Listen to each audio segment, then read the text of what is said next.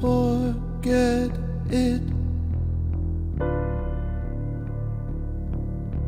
Leave the past behind.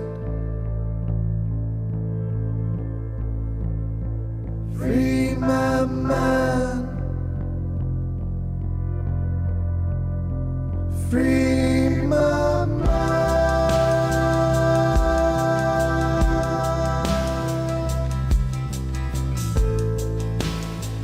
Yeah. Free my mind.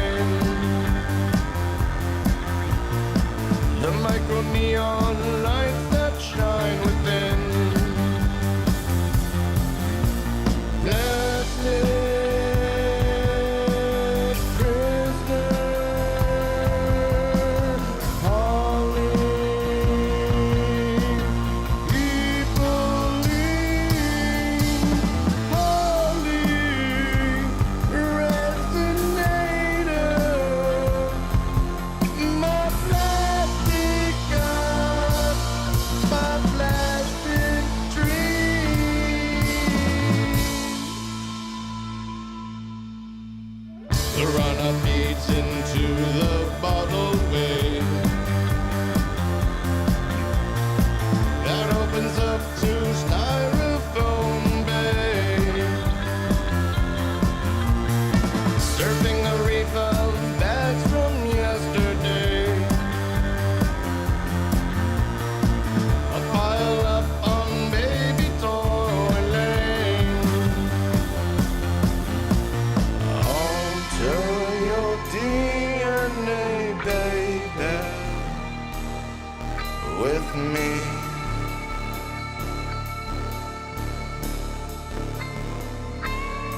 I know that it's driving you crazy, all the people in a plastic dream. Plastic prisoner, calling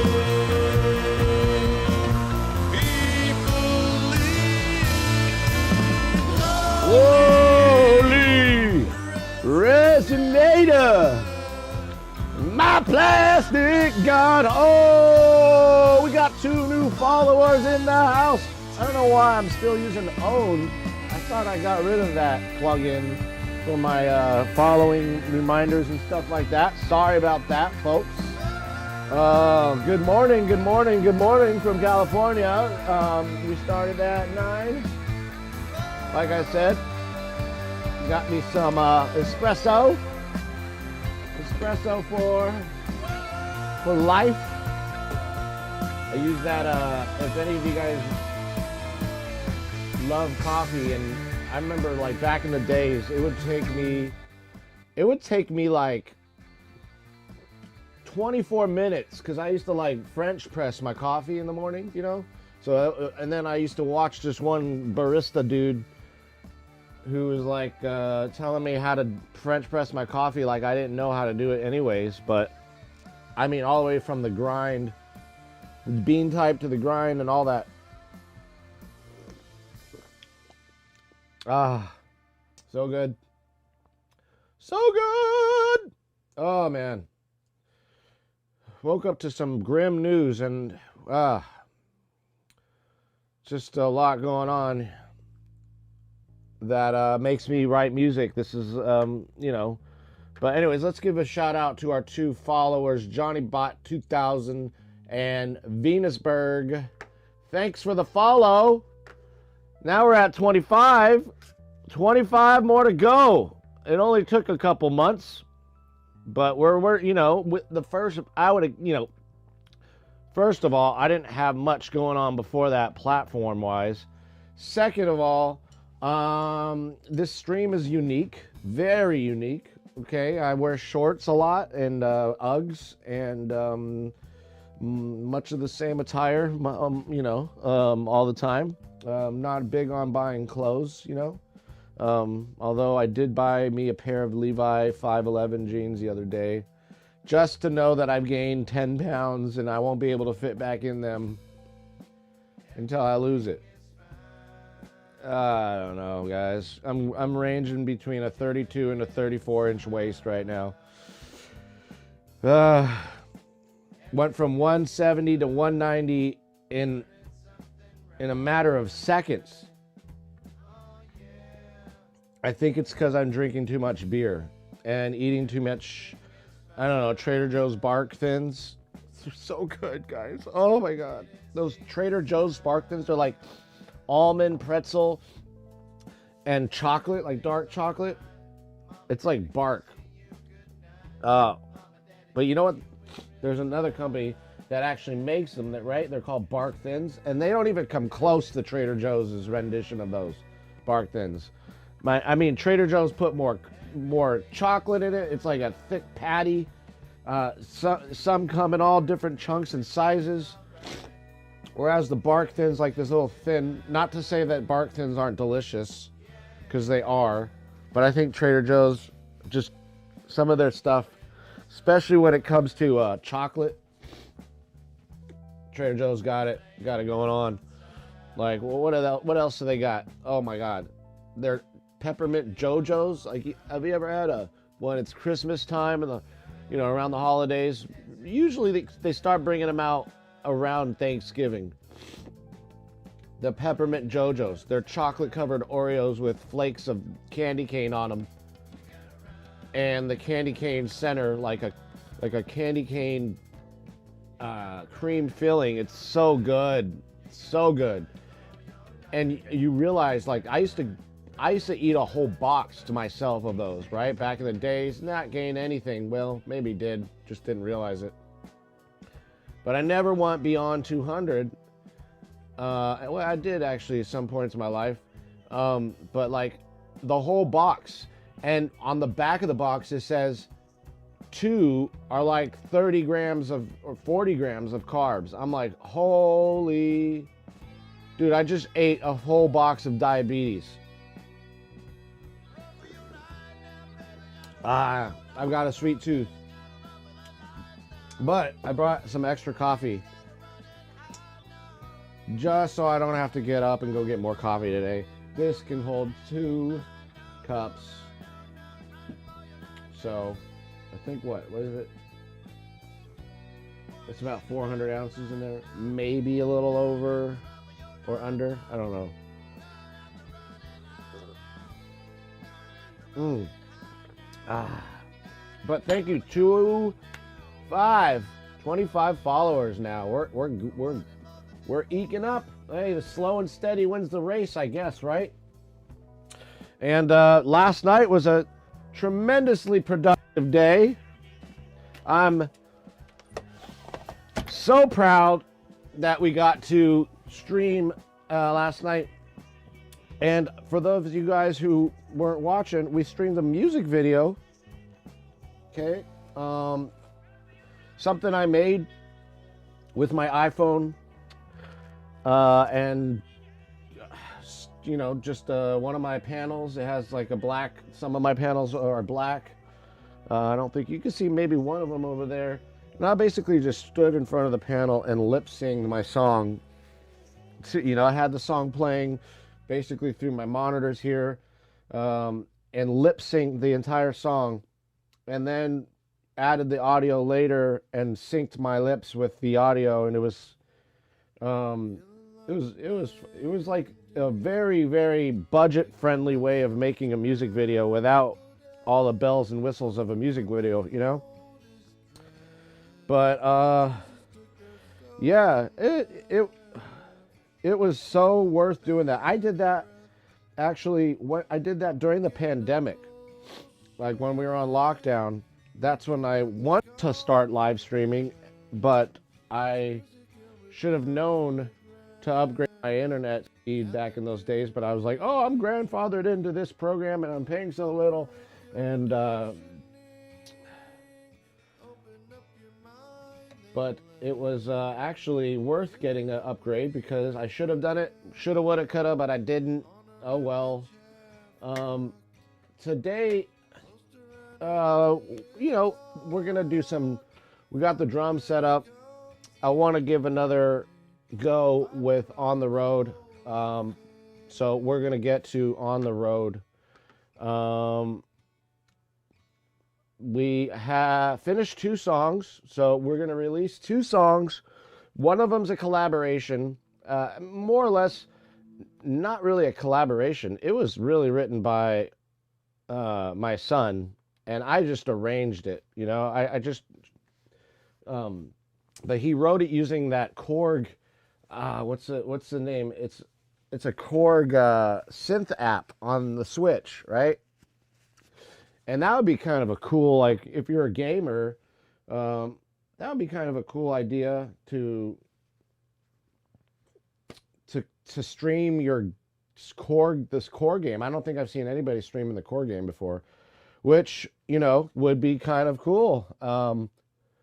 I'm all about that, you know what I mean? Like, I would watch it, and that would be a cool opportunity to collaborate, because there's surprisingly some good sounds on there.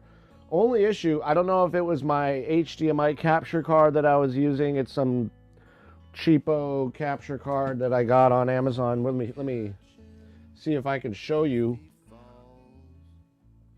Where is it? Where is it? So this little guy, I guess it works, right? El Gato makes one, but it's fucking like $200. And you know I'm not a big fan of their equipment. The Stream Deck's like the only thing they've really dominated the market with. But other than, you know, and I've got that that light thing, the key light, whatever you. That thing ain't a key light over there. That's just some $20, even probably less, probably more now. But back in the days, I bought that, you know, when I was doing some video with my DSLR. I got the DSLR like up there now. I wanted to kind of make some space here. I remember a few streams ago, there was all this stuff going on right here, and it was just cluttered 101. You know, so I was like, no, you know, I felt like I was back on the 405 freeway or something. But this little guy, I mean, I think when I streamed like Mass Effect with this, I had no issues other than the game itself, you know. But I'm not too certain. There was a little glitchiness, and I didn't do like an accurate sound test, you know. To where I can know whether or not Mass Effect was, the output of it was mono or stereo. I believe the output of Mass Effect was a stereo output, and HDMI doesn't see any difference, you know. So I don't know. I don't think it was this very inexpensive capture card that did the job compared to the $200 Elgato one that exists, and I don't know what that thing does for you. Does it like rub your back? Does it blow your nose? I don't know. Does it help you when you're sick? I don't know, because what else can it offer for that much more money other than we're just trying to rip you guys off? And they call themselves El Gato because cats seem to be the fucking rave now, right? So everybody has a cat. Everybody wants to stream their cat. Personally, they're cute, but I'm allergic to cats. And I just not a big cat person. I'm a dog person. I like the perros and chickens. I got some chickens and stuff. Although the cats would do a good job if they didn't come in the house and they just chased the rats that tried to get to the chicken coop. That would be cool. But at the same time, I don't know. They're not like, so you know, like those barn cats. Those little fucking things are one scary as fuck. I don't know if you've ever been to a farm and seen those things, but they keep them in like locked away in their own little area, and they have like a way of getting out so they can like out of like a window. They'll leave the farmers will leave like the window open a little bit or cracked, or the cats will find a way out. They'll go eat rats and other things, gophers, whatever. Barn cats are really good for keeping rats away from your barn, but in an urban environment, they just don't work because they really need a sprawl. You know, they need this area. They need large open spaces, and I'm afraid other animals and other yards, you know, would be a threat to them. And not only that, barn cats aren't super nice. They're feral. I mean, they're like wild cats, basically. They don't have really, actually any, they're not supposed to at least, have any human touch, contact. You leave them alone, let them do their thing. They come back to their little barn. They hang out in there. And I don't know if you guys seen The Secret Life of Pets 2. Was it the second one? I think it was, where that old lady had all those cats. Yeah. Those are barn cats. They are just, you can like stare at them, like you can look at them in the barn, you can look through the holes. You don't want their little claws to pop out of the hole and try to scrape you though. But you know, they're mean.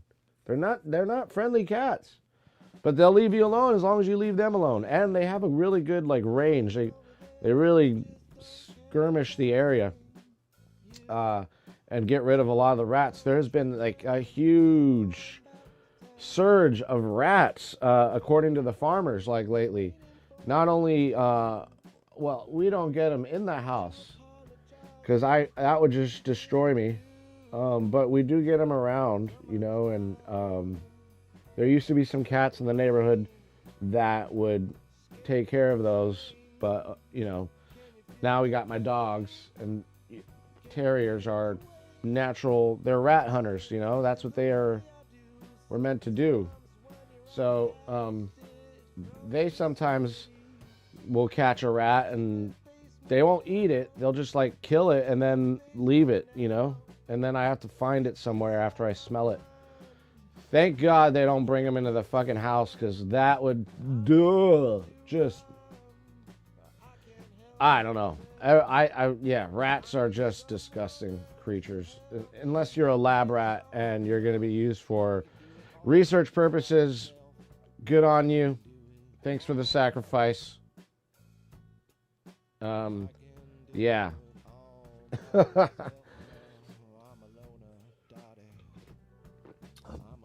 Ooh, that coffee's hot. Oh, that's hot. It's okay, I got like a chef's throat. You know, working in kitchens back in my days, you get used to eating hot foods when you're doing tastings and stuff before you put stuff out. So, you know what I mean? Chef mouth here. It also includes potty mouth. Yeah, whatever. I'm not sick either, by the way. If you guys are hearing a lot of nose action going here, they're allergies, and they are not as bad as when I was a kid, for sure. I mean, I would walk home from school. Yes, walk home from school. We used to do that. Born in the 80s.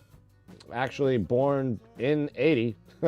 So, yeah, that's what we do. We'd walk home from school with our older sibling, and I remember my cuffs on my jacket would just be snot-filled, and you'd, like, keep on wiping your nose off onto your cuffs, and notice that your cuffs were like daggers at that point. They were just sharp, old, dry snot that you'd wipe your face off with. Beautiful. It was like that once, though, when I was in Iraq, during when we invaded the country. Sadly, that was 2003. I remember one day we were basically headed to Baghdad, and I had the worst allergies. It was like we were driving through a grove of pollen. It was so intense.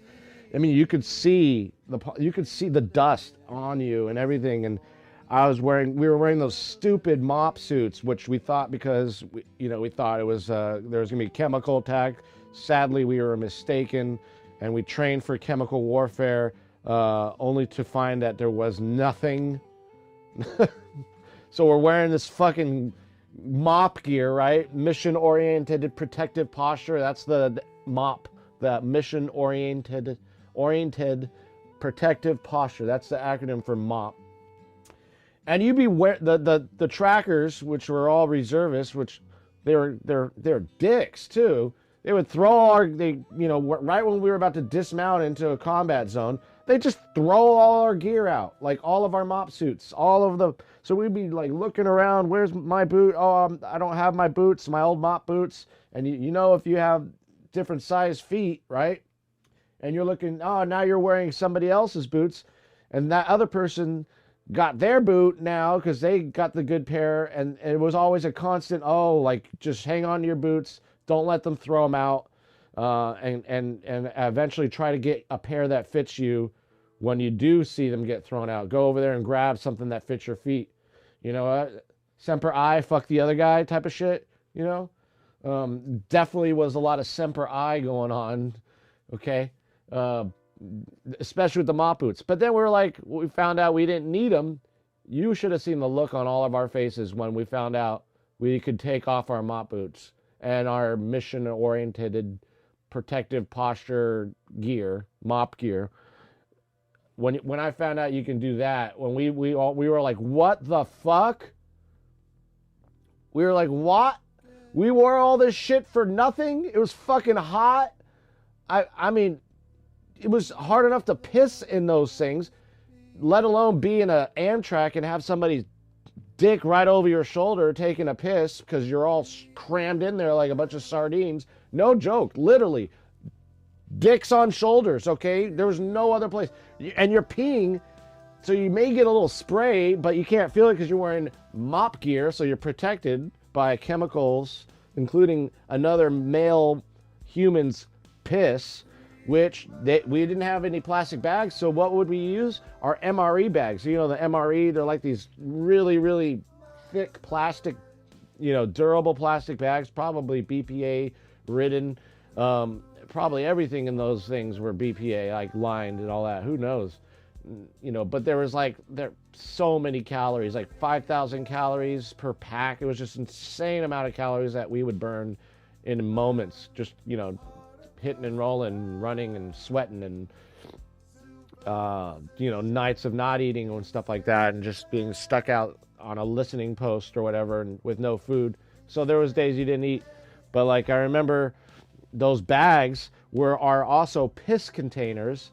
We didn't have water bottles with us. Some of us did, but we didn't. You know, as you're invading, we didn't bring enough on the track, and many of them were being used for water. So you'd have somebody pissing in their MRE bag right over your shoulder, okay? Like, and just gotta like, oh, dude, you know, fuck, you know what I mean? Like, we were that crammed. I mean, I remember a news anchor had lost their life because of how crammed it was. And for us, it was just like, all right, we've trained for this. We trained to be crammed into these things that weren't meant to take us 2,000 miles inland, let alone be crammed. And they always broke down. Terrible armor. Actually, we didn't even have armor on ours. At the time, this was before all the Halliburton stock came flowing out with all their new military technology that companies like Halliburton and all these other defense companies created for the next round of people that went over, and they had all the cool stuff. We had all the old stuff first that they ended up leaving there. But yeah, I'm surprised that you know, all of our packs were on the outside, bullet holes going through our pack, like bullet holes going through the tracks. I mean, nobody was in that case. Like, luckily nobody, well, not nobody, couple people lost their lives. Well, one from sticking their head out of the turret too soon, you know, during like our basically weapons cache, and when they would be exploded, when they'd explode, they'd send that shit everywhere, you know, like shrapnel would be sent everywhere, you know, when a weapons cache would ignite, you know, because not only was there bullets in there, but there was RPGs and all sorts of other shrapnel producing material inside these facilities, and they were pretty big. And yeah, so yeah, but that shrapnel would just ricochet, like just rock the tracks, and we'd go outside after it was all over, and our packs would be just shredded, like all of our gear inside of our packs, clothes. It was just insane, you know. There was no, this was Bush 1 or Bush 2, I'm sorry. So there was no real need to give a shit about the first, you know, group that went in there, or the second or the third or the last, so for that matter. Remember, we were just assets, expendable assets. That's why you sing cadence songs in the military with so little reverence for yourself. Like, if I die in a combat zone, box me up, like not coffin me up, not put me in a nice like resting spot, you know, wrap me up in cloth or do something out of respect. No, just fucking box me up and ship me home. That's the amount of care we put into ourselves, and essentially have been conditioned to think of selflessness. Although I would argue that selflessness only goes so far, because there's, especially in the military, you'll meet every single type of human being ever, right? Every personality that exists, and you'll meet some really nasty motherfuckers. I'll tell you that right now. Nasty either by hygiene or nasty by their ethics and moral code and their need and want to just kill, you know? And so, yeah, okay. You know what I mean? But, you know, hey, we all were drinking the Kool-Aid back in those days. And that's what this song's kind of about. Not really about military, but about a killer. You know, so I wanted to write a song about a killer. Why not? Jim Morrison did it. I'm sure many others have. On the top of my head, I can't think any other artists. But Jim was pretty prolific singer. I don't know if much of his poems are made really much sense, but they were groovy. They were like, you know, awake, da da da da da da da, seeing the divinity. Yeah, I'm singing one of his songs. I forgot the name of it, but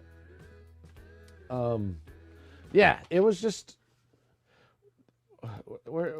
Let's see, I'll find it.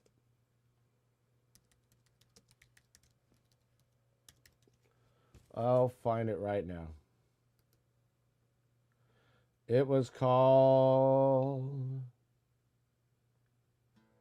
not the Ghost song.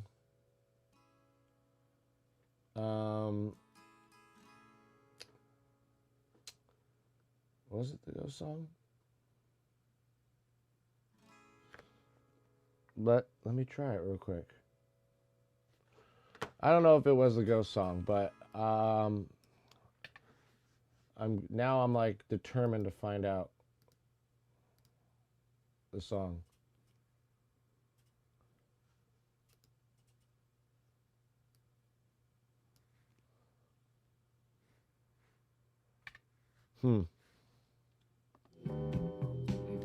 Oh yeah. Yep, it is the Ghost song. The Ghost song. It's the Ghost song. Like, listen to the lyrics of that song, the Ghost song by Jim Morrison, and I don't know what album. What's the Ghost song? Which album was that? But that was one of his, like, his poetic jams, you know? It was the Ghost song. What was the album?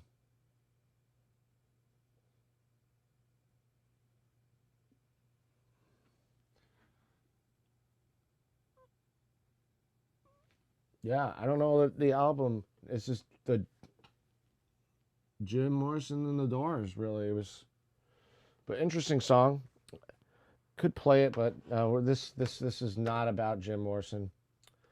And but it was the Ghost song, as it's called, and it was a song I grew up to after watching the movie The Doors. So that's where that song really earned its popularity with me. Which was dude, that movie was awesome, by the way. If any of you have ever seen it. But aside of that, we've got a lot to do today. So I'm not going to be streaming for 5 hours on a Saturday like I usually do, going, you know, into like the afternoon. Normally it would be like 11 to like 4, just a nice long 5-hour stream. The last one we had, I was having lots of tech issues with last Saturday's, so I deleted that one. Also, I was a little unhinged. Speaking my mind a little too much.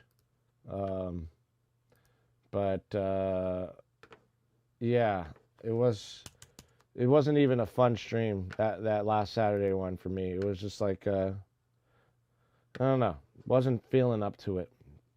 But today we're gonna work on what we have here, the song that has been sitting in my computer that needs to get out. It just needs to go already. Oh, you know what's cool is this is awesome. So OBS right now, I'm telling you, the new version, so much better than 28. I don't know what they did, but it definitely uses less CPU than 28. I mean, I'm at 18.3%, and I'm live streaming with fucking 1 camera, 2 camera, 3 camera, 4 camera, 5 cameras, okay? Got 5 fucking cameras in here, okay? Five cameras and a quad. Ah! Yeah, so 5 cameras and a quad, okay? And I could put probably more cameras in here. Who knows? I would love to put cameras on my fingers as I'm playing the piano, like, you know, like, fucking, what's his name? Chopin. Yeah, right, guys. Okay, you want to find Chopin? Go to Chopin's stream. Anyways, so what we got here is it in mix state? Let's see. Let's look at my mix bus here. And we are not in a mixing environment yet. Normally, I would have outputs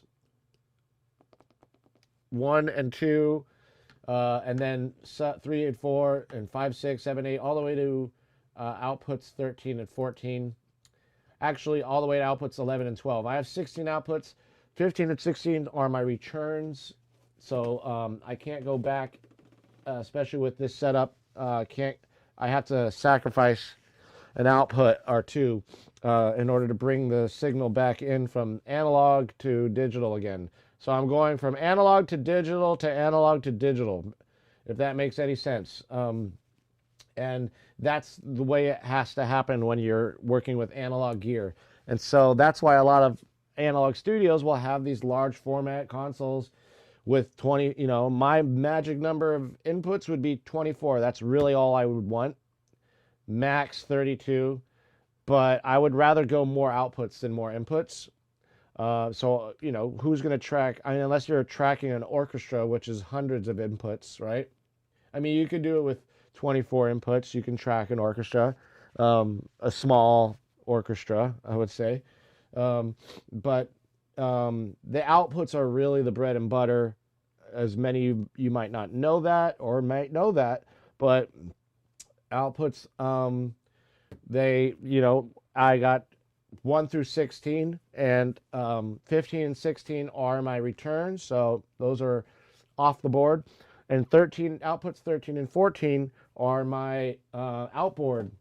So in a large format, you'd have plenty of outputs, and I would, in the real world, or in a perfect world, I would have 32 outputs, and I would use outputs 31 and 32 as my returns, for example, and I would use outputs 1 through 11 or 1 through 14 as my channels, and then I would use like any subsequent outputs going into whether mono or stereo into outboard gear. But right now we've got outputs 1 and 2 basically, or I'm sorry, outputs 13 and 14, and those are going out of the analog summing mixer, or I'm sorry, 13 and 14 are going out of the BURL, and I patched them out. Right now they're not patched out. If I want to use, for example, let's unpatch these because we're no longer in mix mode. But I will generally go out of 13 to 14 and into these two little really nice compressors by FMR Audio. It's a company, I think, based out of Texas. So American company, makes pretty good gear. I really like those. I mean, they're not like, if I were to get a compressor, like I said, I would probably get the Acme Opticom LA2A clone. It's like an LA2A on steroids, and I really like, because I wouldn't use it for really going in. If I were to use something for going in, it would be obviously like an 1176, you know, something with a fast attack or something, or more attack, you know, parameters. But mix buses, you know, generally it's at that point it's a slow attack. So excuse me, I'm adjusting my crotch here, you know. But yeah, I've got to use those two outputs, and they're stereo, so I can go. Those are stereo compressors, which are great for parallel compression with the drums. I tend to use both of the compressors in what's called super nice mode. Reason being is for gain staging. The front end of those compressors are digital, but the circuitry is analog and they're op amps. So it's a very clean, no character whatsoever. It's really just for leveling, and that's basically it.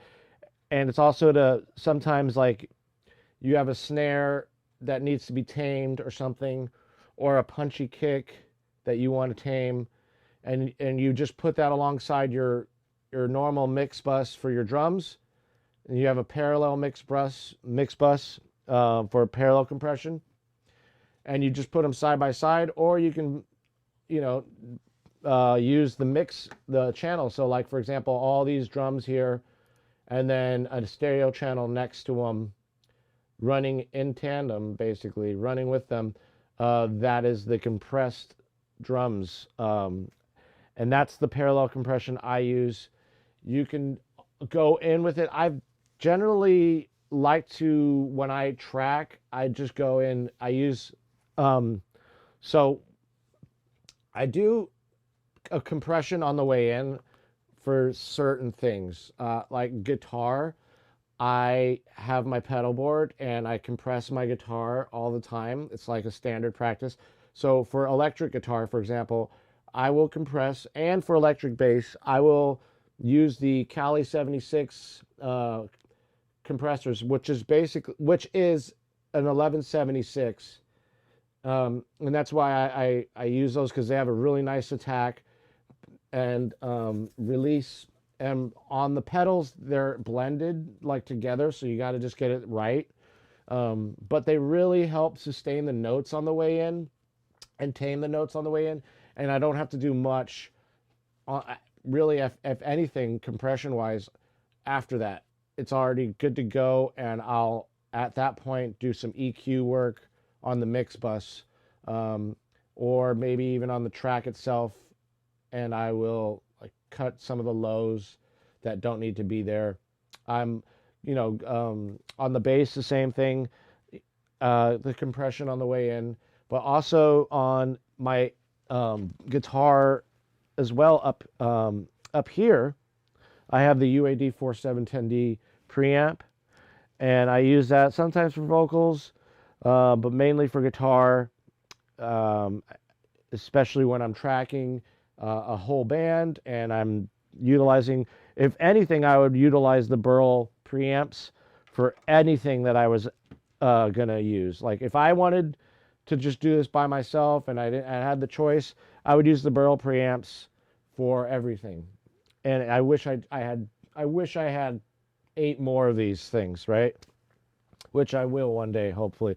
But the 4710D sounds really nice, and the reason I like it is it gives me the tube option, so I can I can use a transformer or the tube feature, and I generally keep it on tube because I want to get the tube. Like with guitar, I really like that tube loud tone that a tube can bring.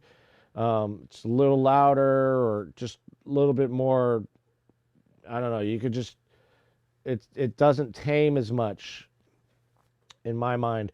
But it also, I use fast compression here.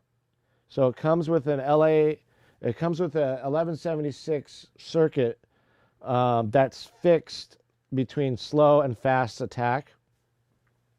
So I'm assuming it's a, fast attack, slow release, slow attack, faster release type of thing. Maybe I'm getting that wrong, opposite. And I, won't have a low cut. Sometimes I do. But with my Focusrite, this is my go-to for my SM7 I mean, I've used it on the BURL, but this is one of those cases where it sounds really good just on this preamp. It sounds really good on the BURLs, don't get me wrong. Anything you throw at the BURL preamps is going to sound amazing. But I really enjoy using, and I want to utilize all my, I think every preamp has its own color. And these are awesome because they're fairly inexpensive for a good preamp, you know. And there's 4 channels, you know. So, and it comes with an interface on it that I don't use, both of them actually. I won't use the interfaces because I've got one amazing BURL interface here, so I don't need to use this. But that was like kind of an extra perk. You know, for those of you who want to buy an interface with some good preamps, this might be a good choice for you. I would go with the Focusrite for first timers because of one, it can still clock at I think 96K. Yeah, it can go up to 192. Which is amazing. I wonder, I've never used this thing at 192 or 96, but I do record at 96K. As well as the U audio, it does also have a 192. I don't know, even at 96, I'm a little weary of how good that would sound. And but I use one of the 4 channels. In this case, it's my channel 9 with the high impedance selected. There's the ISA 110 circuit. I listened to all the circuits through my SM7 or with my SM7 through this, and I chose the high impedance, the highest impedance possible. The ISA 110, although it was boasting amazing, it just didn't work with the microphone as much as I liked the higher impedance. And then you can make the gain like louder, especially for like ribbon microphones. And I do a low cut about I would say 60 to 100, maybe 100, maybe 100 or so rather. And then obviously this is my trim here, and it's really a really great little preamp. I love it. So especially for the SM7s, you know, I mean, many of the songs we just recorded, it was just the SM7, and I believe even this song currently that we're about to work on was also SM7. By the way, thanks for the follow. We got 2 new followers this morning. Must have been somebody watching my stream videos before I gotta go into those, and because last night was a good one, and I should take some clips from that and post those, you know. Oh, that's a lot better. Not as hot as before. So yeah, I think I went off on a tangent. So we were with that, but we were talking about the capture card and what I was using the Nintendo Switch Korg game. So I noticed when I used the HDMI with that game, yeah, you get the sounds, but it was all mono. And I had to go to loopback in order to make it a stereo, basically split the mono signals, which is not true stereo. But when it comes to those type of sounds, it really it won't matter too much, or maybe it will, I don't know. But we did do a test, and we found it better to go out of the headphone jack and go out of the headphone jack into a line level input, and then into the BURL preamps, and it fucking rocked. Okay, I mean, you guys heard it yesterday. We posted it, mixed it down. It was awesome. It was awesome. And so that's what my son's going to use for his talent show. And he's got some crazy costume with lights on it, and it's just it's going to be fun watching that. And it's awesome to know that he created his song, you know? I mean, when he was a baby, we would come in here and he'd write songs like I Love You Mama, you know, and all these cool songs. My daughter, she comes in and she loves writing the songs. She's more about the drums too, though. She's really into music. She's going to start writing songs. She already starting, actually. She's like in her you know, she strums a guitar and she'll start singing. It's so cute. It really is. Um, and we got, you know, once she's ready, we'll record some songs of hers and post them on Spotify. That's right. We've got a sound bites on Spotify just for collaboration sake. And once we start getting to know and building a community here on Twitch, we'll start collaborating. And I know like file sharing is, for me, a little iffy, even through Discord. I do have a Discord. It's all sound bites, same thing. I'm not very active on any of them. Really, even on Instagram or any of those, I'm just not active social media as much as I used to be, especially like back in the MySpace days. But like, we'll use a program that's called Audio Movers, and I've used it many times collaborating with other artists, or even when I mix other people's music, and it was the pandemic, so they were in their house, I was here, and I would send them a live mix in real time for them to hear the mix, which really didn't make too much sense because you could just send them a copy of a mix, but it eliminated a lot of version control, duplicating the files and just space being waste, even though you can trash old files. I just found the Audio Movers was a great way of just sending a live stream, and then the artist would be like, oh, can you adjust this and adjust that? And they're listening to most likely on their headphones, and they would, you'd adjust things in real time. And so that was cool for those purposes, like to make real-time adjustments. You would always have to have like the phone on FaceTime, on mute, stuff like that, which is kind of annoying. But in my case, for collaboration, I'm not really too concerned about the phone video or the Zoom videos or any of that. I would just take in the audio from Audio Movers. It's a plugin. It can be used as a plugin, and stream it in real time, whatever the person's doing in their studio, sending it over in real time through Audio Movers to my studio, and I'm just copying that sound I'm just recording that sound through my preamps. I can go back out and go back in, or maybe I can utilize the preamps if I want to like add more stuff to it. Maybe I can run it through my summing mixer, which is analog as well, which adds more stuff to it. And then what I would do in that situation when it's a collaboration is I would add something onto that, And in the spirit of collaboration, nobody can tell anybody what to do, like, oh, I want you to play this way, or try playing it like this, and that in the spirit of collaboration, that would, unless it was something like ethically wrong with like a vocal that wasn't right, that I didn't agree with, like something like, I don't know, racist or sexist, I wouldn't tolerate, so we wouldn't collaborate on that. But I'm certain that wouldn't be the case. Most of us are pretty decent here, and we're artists, so don't want to knock on your art. Don't knock on my art, whatever, unless you find something completely offensive by it. But that's fine. But yeah, I think as soon as going to come to that where we are collaborating using Audio Movers and sending your music here.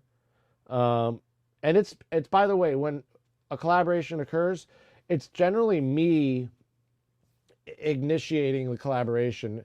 The reason I say that is because if I were to say anybody can collaborate, then I would just get filled with requests for collaboration. And it would almost seem to me like, okay, now is it about collaborating, or is it about this person using my gear to get sounds, and to make a song? And there's a fine line.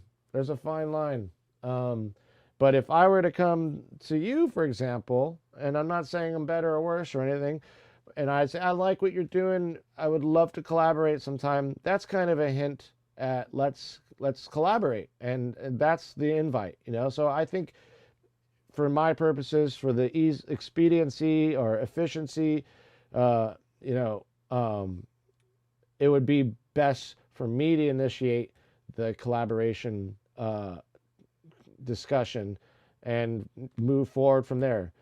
I know people would want to, hey, well, let's collaborate type of thing, but I'll tell you, it's just sometimes it's just it gets a little crazy. Not only in the virtual world, but in the real world, you got friends who you love, and we all want to collaborate at some points. But there's other people you find, and they're like, hey, when are we gonna jam sometime, whatever. And I'm like, I'd love to, but I just don't. I just don't want to see this going into, oh, now I'm recording your music for free, and I'm being used essentially for something that should be paid for.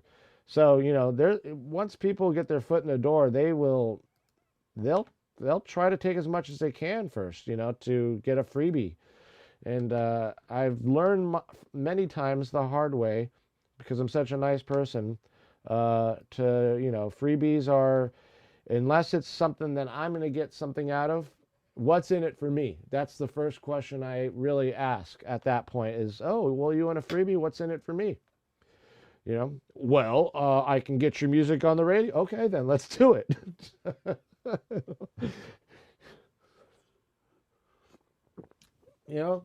This is America. Don't catch you slipping now. Don't catch you slipping now. All right, so yeah, freebies out of the question. Just don't work like that even anymore. Sometimes I would do freebies to get my foot in the door as a marketing, like Amazon, every company does it. It's like, here, first trial free, first month free trial type stuff, That was fun. And I did operate that way for some time, also as a way of,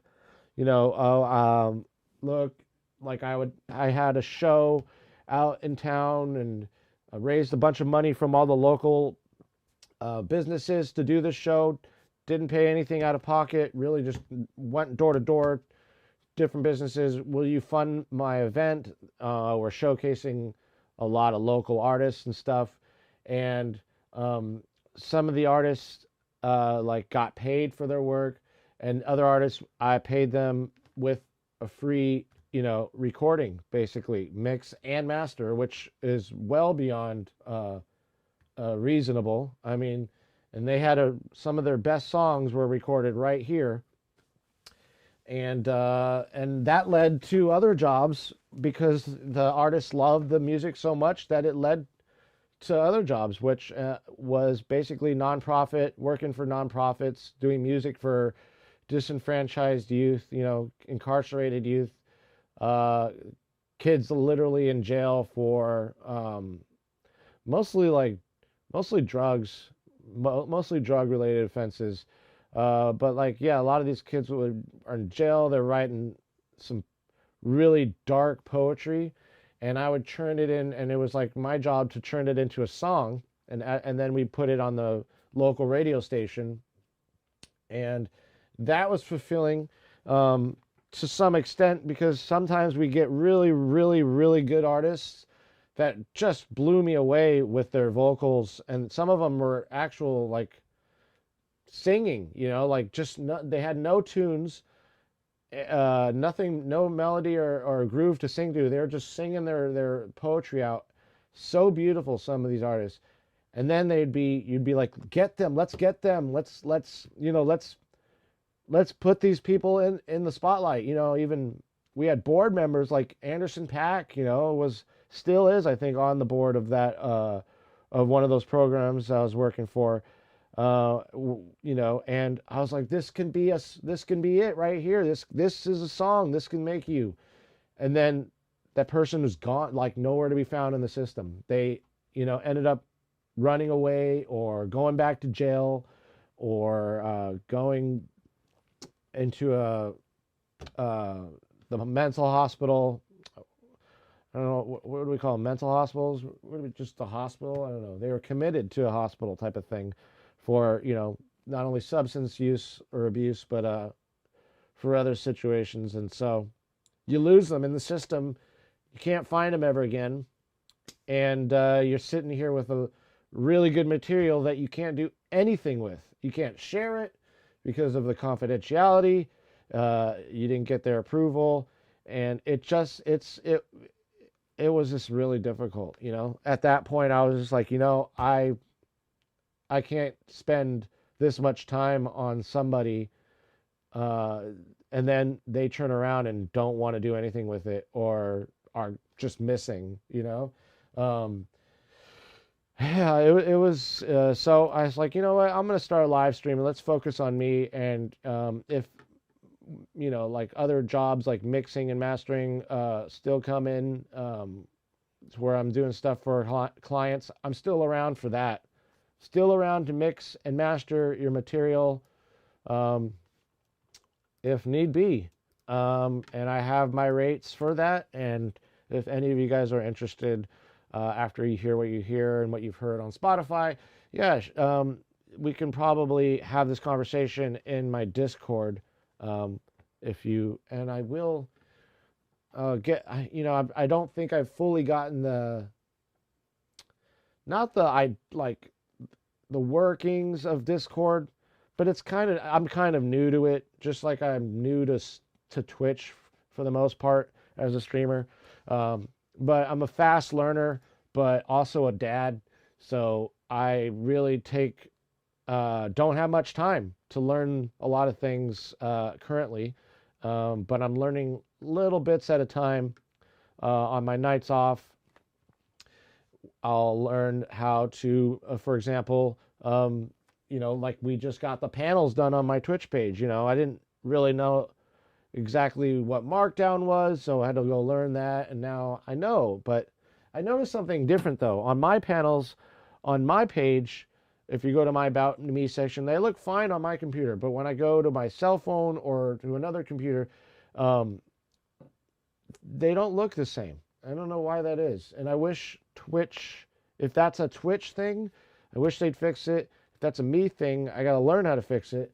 And I just remember back in the days when I had a Wix website, and Wix made it really easy for you to design it for a desktop and for a iPhone or a phone or a tablet, And so you can toggle between the two platforms or the two different modes via either desktop or phone, and you can design your page on either. And that was really a useful feature that I don't know if Twitch offers that. Probably is some way around it, and there probably are some YouTube videos about it that I should check out. But by the way, guys, if you are down to chat with me, I'm available right now. And until then, until we start recording some drums, I think I'm going to take a quick toilet break. I got to go pee, and maybe grab another espresso. I don't know. Keep this coffee for when I really need it. Although I really need it because it is morning, and Saturday mornings are great. I love the morning hour. This is the slot that I want, and I'm going to get it once the kids are all in school and the stay-at-home dad duties shift over to the different times of the day. I'll start streaming in the mornings and then exercising in the afternoons type of thing. Or even, I was thinking getting up at like 5 a.m. for something, start exercising, because then I'll be like amped up, go into the stream after the exercise. And I was thinking about doing that too, but my bodily functions don't work that way. I always have my morning, my morning poop. Got to have my morning poop. Oh yeah, this is what I love about this generation and the more modern generations is we're not afraid to talk about taking a shit. You know, back in like the boomers, you know, the boomers were like, "Oh, I farted. Oh no." You know what I mean? Like I don't, you know, like I don't think I ever heard my mom fart once. Like, and it was just such an embarrassing thing for her to do, and it was just like that's what we do. We fart, you know, like let it out. You know, I'm not going to think anything less of you. You don't want to. It's better to lose a friend than to lose a kidney. Okay, so you know, just fart. If you got, I remember when I went to China, like, and I was there for like some kung fu. We went and visited the Shaolin temples and trained with the monks and stuff. It was pretty cool. Although it was also like the Grandmaster William Chung, who claimed to be one of Yip Man's only students. Well, now growing up, you know, come on, right? Yeah, right. You, just you? Okay. I'm sure he taught other people too, like Dana Wong and all those other figures that were in the Wing Chun. And they just made their own styles just like William Chung did. So, but it was a kind of like a, I don't know, it was interesting at some points. I could talk about that more later, but I remember we were doing some like just morning extra like Tai Chi or something. And oh, it wasn't Tai Chi, it was some other type of just relaxing stretching in the morning. And there was this older couple in front of me, and they were both just letting them out, letting them out. And every little like thing he did, it would be like straight face the whole fucking time. The only people that were laughing were me and my friend, and we probably should have known better, but we were laughing because this guy was just straight up farting. So we were like, maybe we should just do that too, you know. But you know how our diets are, you know, we overeat and sometimes and blast them out, rather than this guy was just like kind of calmly letting each fart out like with the wind. Not me. I would be like and just disrupt the whole everything. The ground would shake. So yeah, but it was, I'd noticed that like, all right, well, it's okay to fart, you know. It really is. It really is okay to fart. It's really good for you, and you should talk about it. You should talk about it with, you know, it's good. It's good to talk about your bowels with your close friends here on Twitch, right? So let's talk about our farts.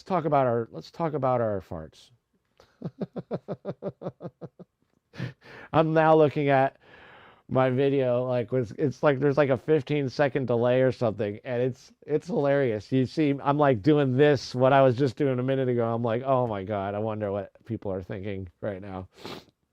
Is this guy disgusting, or is this guy funny, or what the fuck is wrong with this guy?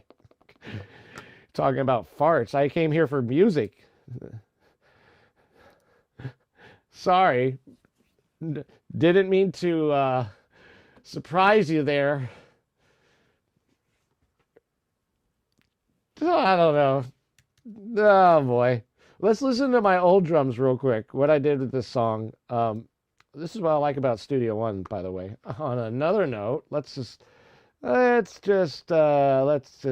skeet on away from farting. Yeah.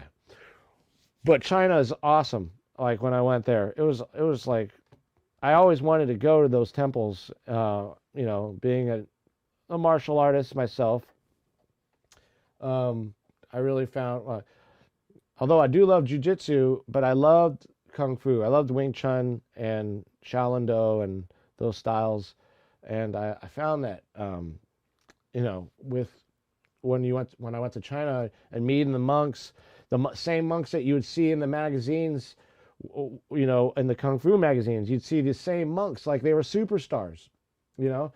They all had cell phones too. It was kind of funny. Flip phones back in those days, because the iPhone wasn't even, I think, around yet. Or was it? No, I don't even think the iPhone was out yet. There was no touch screen anything at that. It was just flip phones. So this dude had like a Motorola.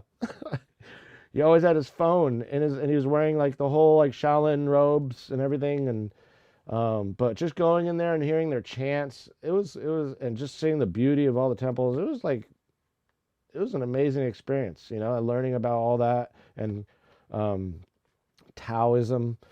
Uh, you know, it's just it was a really interesting experience that I'll never forget. And the food was amazing. Not to mention our place, our hotel. We thought we were gonna sleep with the Shaolin monks in the temples.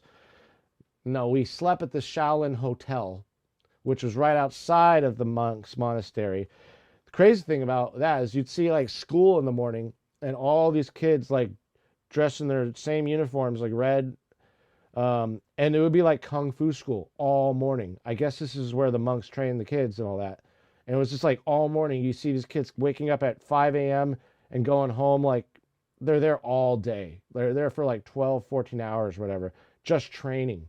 And that's what I remember, like just like battalions, like they would like be in formation, you know, walking in formation, and then you'd see them doing all this crazy like acrobats and stuff, and everybody had to do this. It was just like a whole training regimen. It was right outside our hotel.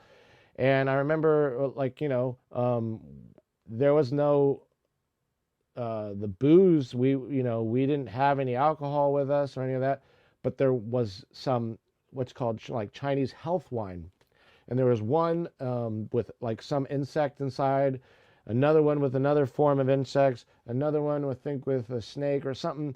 But all the wines had a different like thing inside, and it was like a rice wine or something. And it was pretty good. I'm not gonna lie. It was like Chinese health wine. Some had maybe mushrooms, or others had like insects in it and like that. And they were all like fermenting on the bottom of the wine. And that, like, we drank a little bit more than we should have, because I believe I was drunk off of that stuff. It was a different kind of feeling too. It felt good. It probably added some life to me, just like that in the Devil Dog Fountain over in Verdun, or is it Bloquemont, Chateau Thierry in France, where you know, basically the Marines fought in World War One. And we went when I was over there. Yeah, I remember. Where was I going with that? Wine? I don't know. I think I lost track of what I was saying. So that's what I do sometimes. Okay, so anyways, let's just listen. What we got here. I don't think the drums are going to be particularly amazing. Let's give them a listen, see where we are. 2 times and a 10.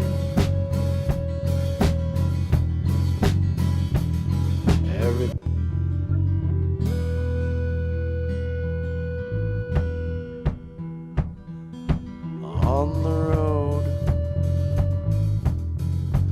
thought he was a friend.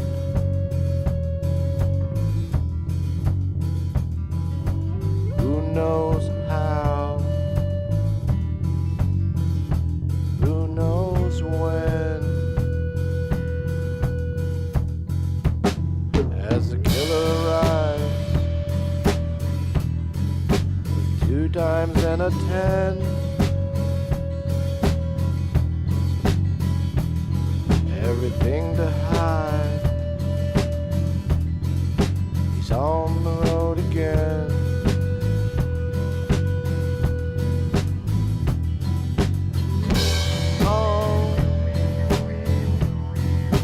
On the road again. Tell us where you've been. He replies, I only tell my friends. Tell us where you've been. East and west and when. Tell us where you've been. Stop trying to pretend. Yeah, go, yeah.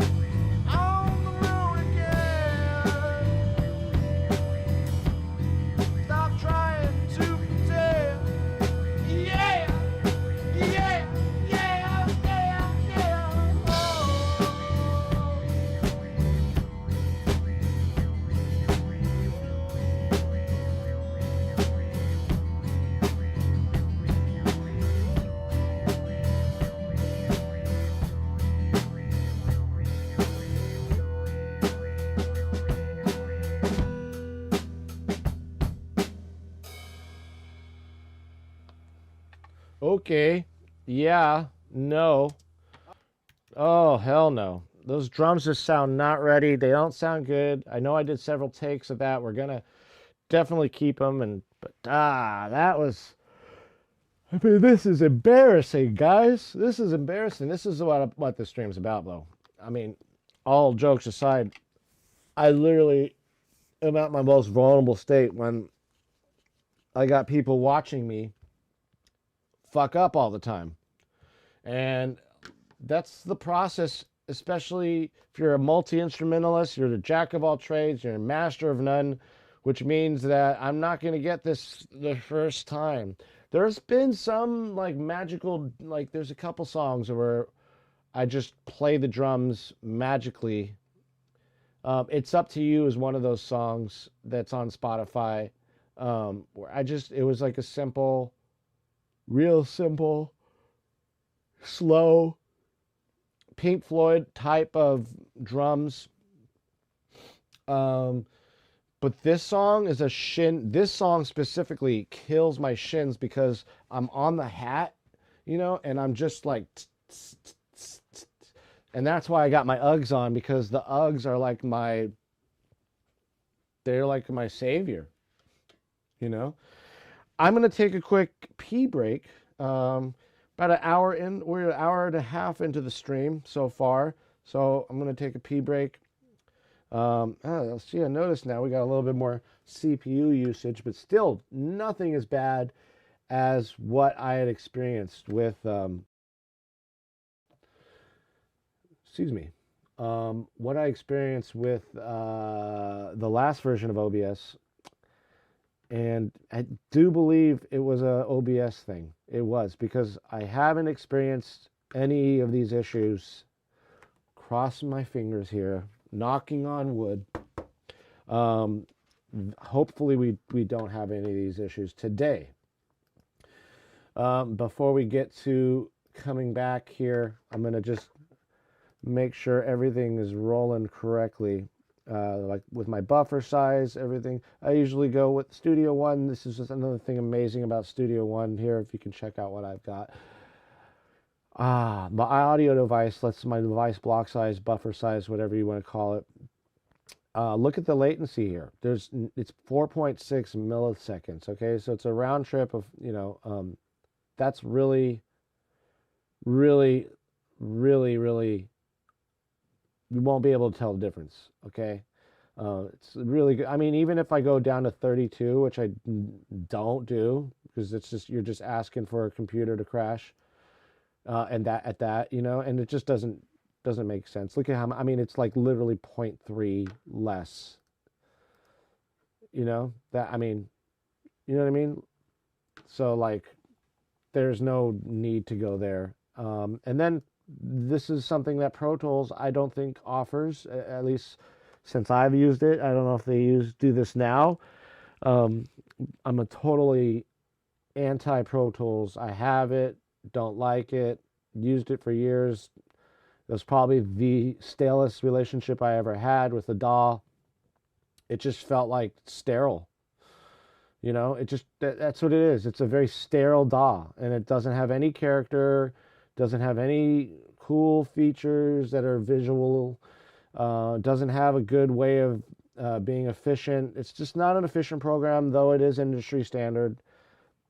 It's just not as efficient as Studio One. I don't think any DAW, for that matter, is as efficient as Studio One. And I've used all of them. I mean, almost all of them.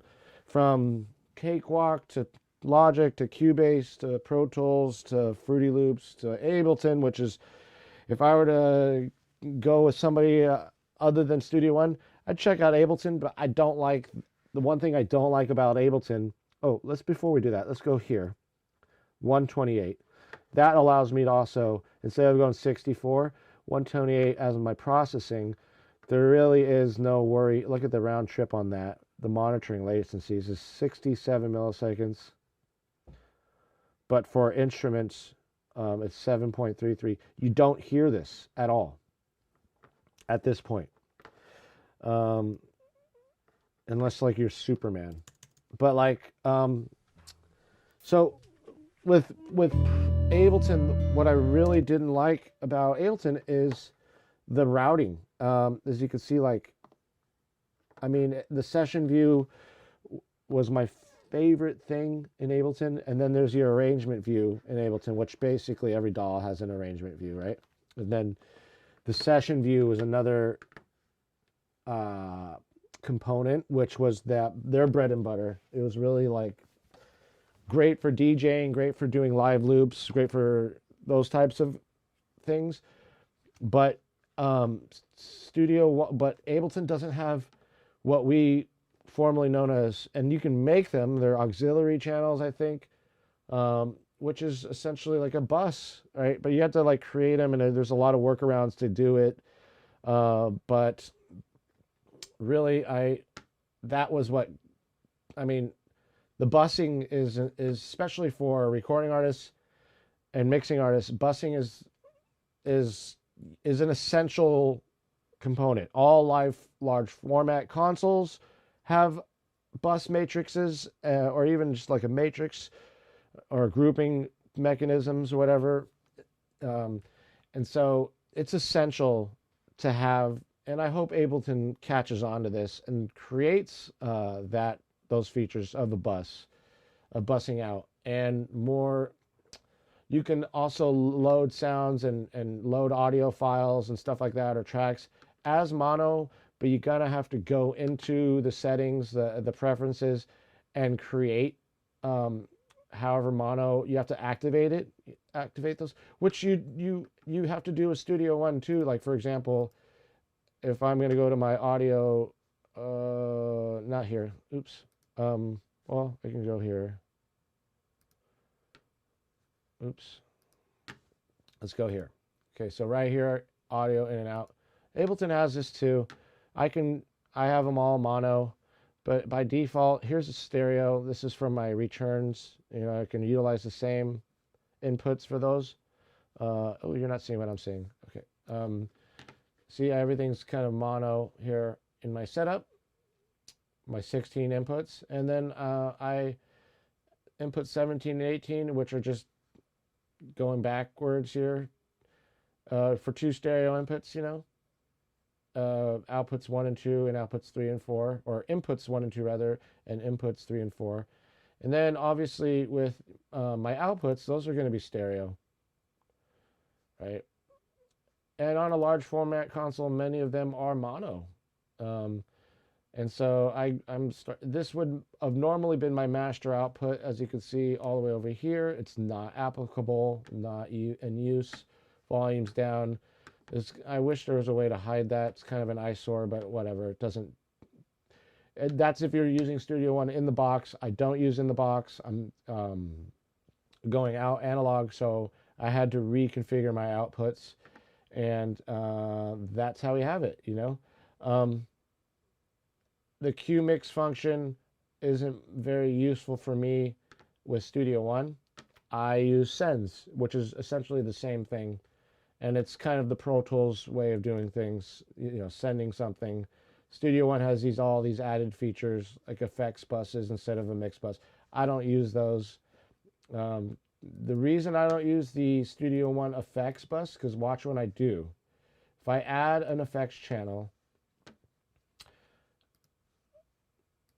oh, they changed it.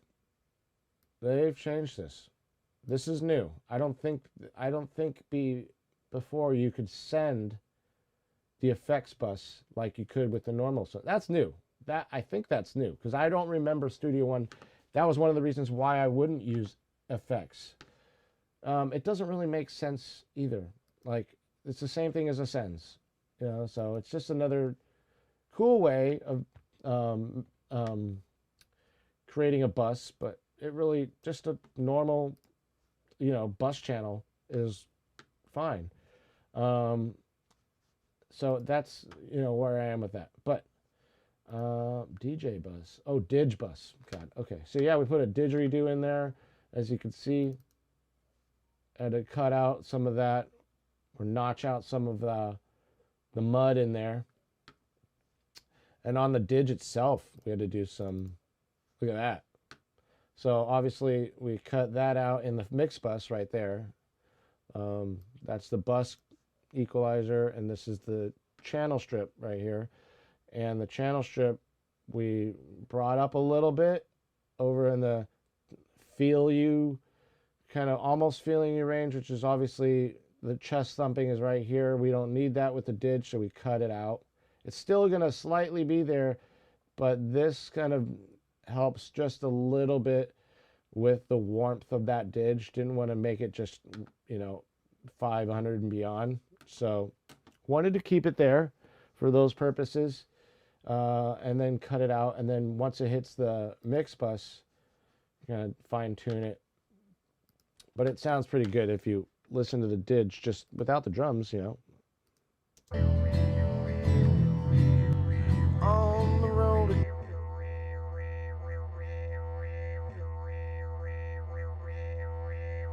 It's crazy. I'm looping that, and it doesn't sound cool on the loop front.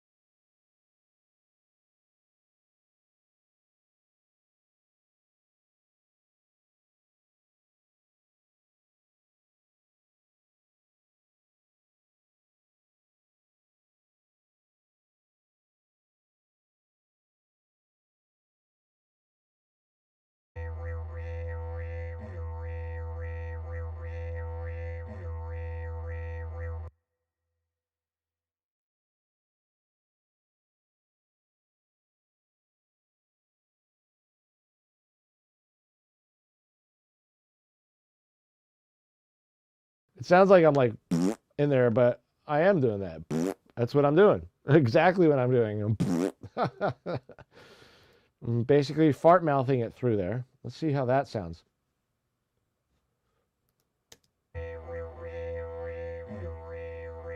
No, I don't like that. Ooh, what did happen there? Ooh. Ooh. What did I do? It doesn't make a difference, really. Listening into it in the whole mix, it's not like a click or a pop. Let's see. Oh, Yeah. on the road again. Tell us where you've been. He replies, I only tell my friends. If I don't get it with these drums, I'm going 808, guys. I'm going to go 808. But I really wanted the drums in this because I was so reminded by Alabama 5, I think is the name of the band, A5. And they did the opening credits for the TV show on HBO back in the days called The Sopranos. And if you remember that song, it was like, it wasn't their song either. I think it was a cover of somebody else's song.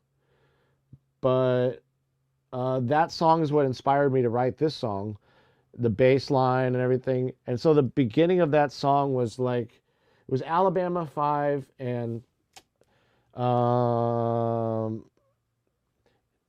dun dun, got yourself a gun. Got yourself a gun. Obviously everything's guns, guns, guns, guns. Infatuation with guns in this country, I'll tell you. But like, and that was an English band. They were from Liverpool, I think. So, but they certainly sounded American when they were writing that song. But That was the beginning opening credits for The Sopranos. And that is just a fucking, if you're going to write some kind of like slanky, dirty, grimy,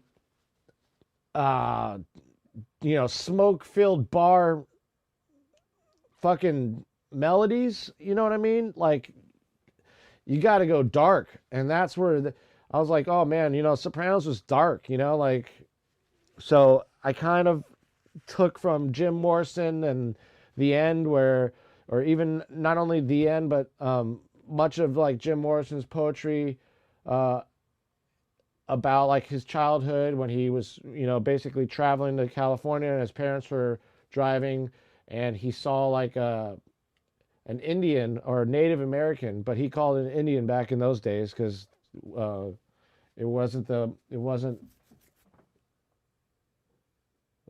what was that?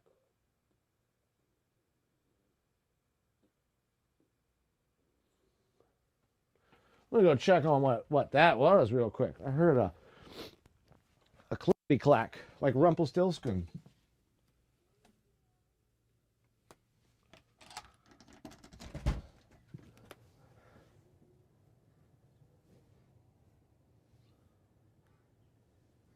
Interesting. Very interesting. It was like clickety clack, clickety clack. Like, was this some Edgar Allan Poe shit right there? But yeah, let's get to these drums in a minute, and we're gonna do a few takes, and then that's probably gonna be it for today's stream. And then starting next week, it's gonna be a whole new week of. I'm really hoping I get these drums down today. I'm like, it's just been too long. And I'm just not satisfied with even the drums that we edited. Like, I have some drums here that we edited and we tried to make them sound decent. And I mean, let's just give these a quick listen real quick, and just let me know let me know what you feel, because what the hell, man? I wasn't happy with him.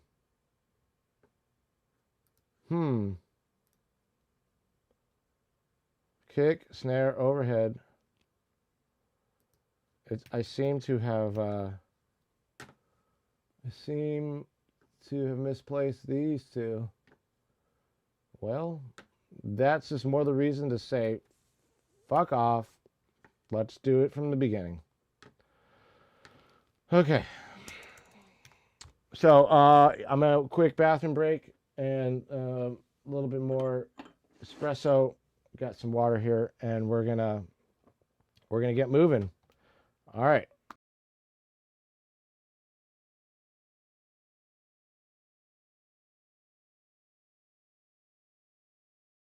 We threw a little gem in there. Watch this. When I click here, boom, goes right there. That's some weird stuff that happens. I'll tell you. Some weird. Yeah, see, now it's okay, but not cool. Blame Elgato. Or blame myself. Why don't I just take personal responsibility here?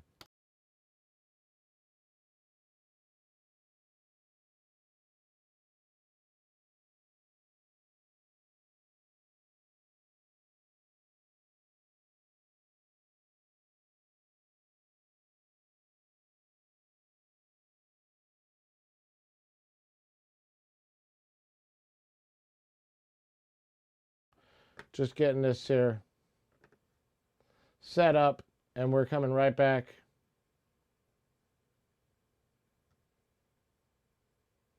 Coming right back to you guys. Just want to get this all set up for the drums. And actually have some other music that I've written that you guys have not heard. So might as well play it. Okay. 0 monthly listeners on that one. Different Spotify's.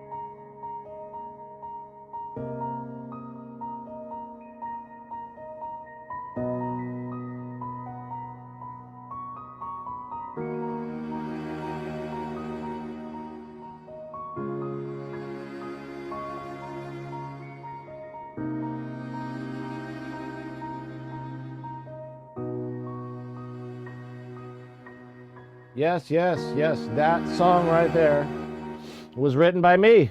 I wrote that. I wrote that.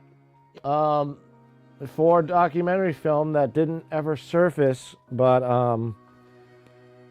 it was basically for a journalist that had been with us, embedded with us in Iraq, and so we stayed in touch. And he was working on another film, and so I wrote this song for that essentially, but it never materialized. And so, what did I do? I didn't want to waste a song, so I released it on Spotify.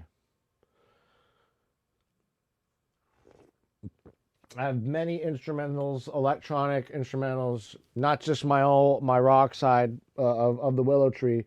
I've got some other material out there that's on Spotify as well, and I'll just play it for you through here because it seldom gets any. It's great for like using on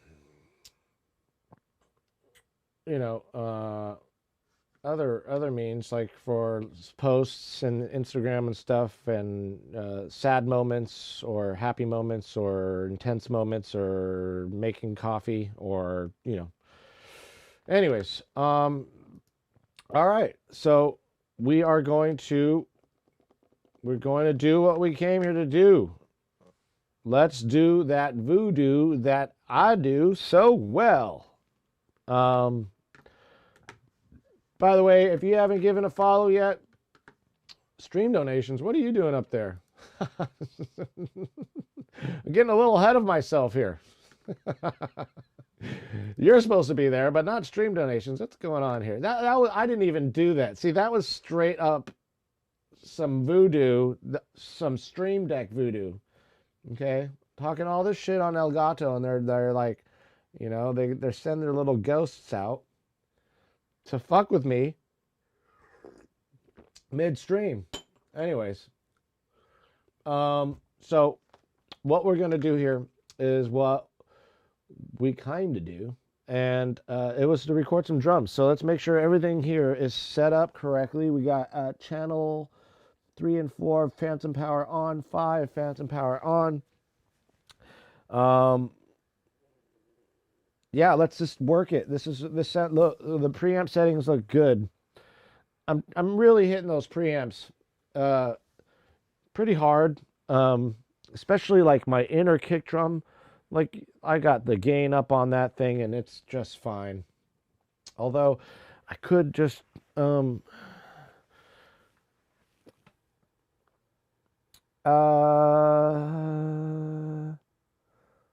let's try some a little bit lower, because I did remember one thing about this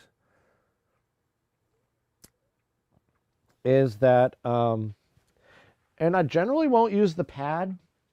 It's like a 20 dB pad.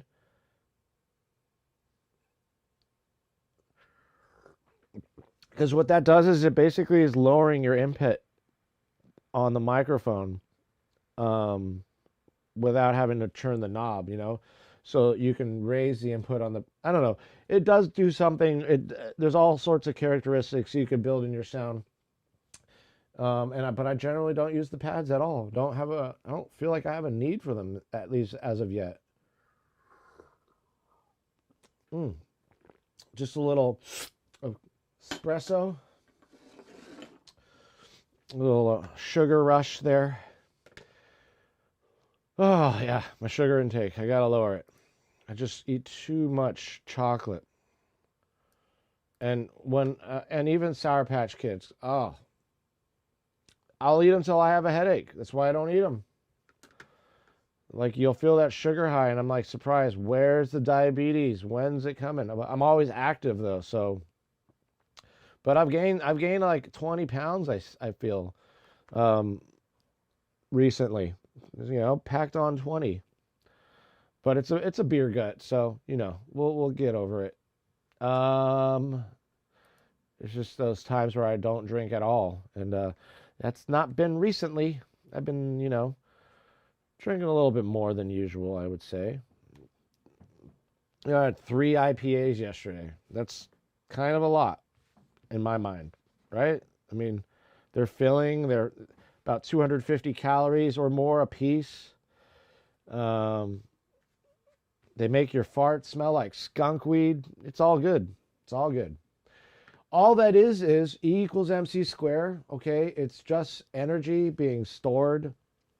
And at one point, once there's enough entropy in my system, that energy will be released via sweat and hardcore getting your body heat up, bringing it all up, increasing pressure, which releases energy, you know?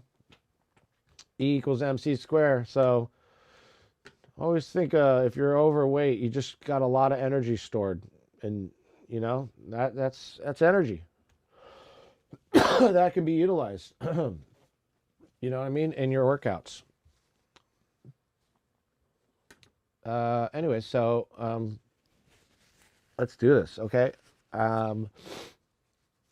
Microphones are on. Hello, hello, hello, hello, hello, fresh.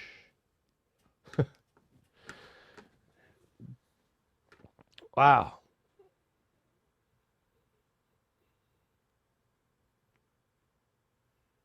I'm just in awe of some of these streamers. For 2.3 thousand people watching certain stream, 217 people watching this person's stream, 3 people watching my stream.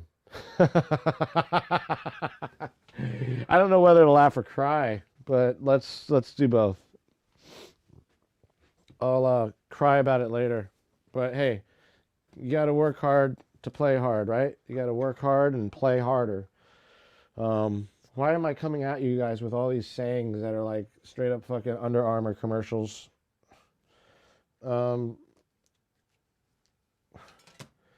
Okay, so let's get to these drums. I want to get this. I really, really, really want to finish this song. It's really just, you know, it's getting me. It's getting me that I'm not done with this one. I mean, Polypropylene was the same though, right? It took us like what, 2 or 3 weekends to finish the drums, because Saturdays are generally my times for drums. During the week, in the evening, drums don't work out. One, they're low frequencies, so you can hear them throughout the house, unless you have like white noise playing. But my energy levels are a lot better in the morning after a good night's worth of sleep. And so the drums on Saturdays. So that's like my day of doing drums, you know. So you kind of got to knock them out on Saturdays. And if I could knock them all out in one day during the week, we're going to get to that point. I think we're going to get. I'm confident we're going to get to that point. Just got to keep on working at it, you know. But that's the whole process. This stream's going to grow, and in years' time, the followers will I'm assuming will be well over my 50 followers that I need to get affiliate, and then excuse me, and then every stream we just get better and better. Like you guys saw in the beginning of all this, it was just, you know, things going wrong. Not like things don't go wrong now, but it's a little bit smoother now than it was when we first started. Although when we first started, I was a little wacky. I was like a whack job, you know, dancing around. Well, we did some of that yesterday, but I think yesterday's dancing was a lot better. Maybe I'm learning how to dance too. I'm a terrible dancer. I mean, my mom, you know, had me Greek dancing when I was a kid. I wanted to do karate. Not Greek dance, but I haven't forgot how to Greek dance. I'll tell you that right now. Oh my God, your son's so cute. He's in that little outfit. Oh, the fustanella, the skirt that was supposed to be manly. You know, the tights and the dress, kind of like a tutu, but not. And then those little horn shoes. Forgot what those shoes were called, but I remember the fustanella, which was actually kind of a cool outfit if you think about it, you know. I like to, you know, I guess I was I don't know, maybe I enjoy cross-dressing. I don't know. I don't know. But the Fustanella certainly opened my world to cross-dressing. I told you guys I was going to wear a bikini today, and I lied. I was lying. Not much of a liar at all. Actually, I hate lying. But I did fib about this one. I'm not wearing a bikini, obviously. Maybe one day I'll wear a bikini. That would be kind of funny. Or you might end up throwing up in your mouth. I don't know.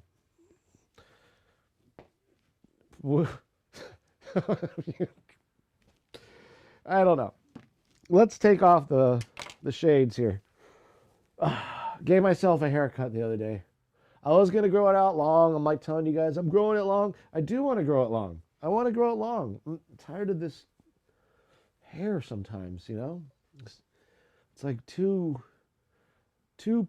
like I'm still in the military or something, you know? It's like, dude, let it go, man. It's 20 years ago. You know what I mean? Like, let's get over to these drums. Do a little technical work here. Got to move this over there. There we go. Let's see. Let's look what the drums look like. So this is where we're going to be playing today, guys. We're going to be playing right there, in that little area there. This let's just give it a little bit of. There we go. Little light. There we are. There we go. That's in the better.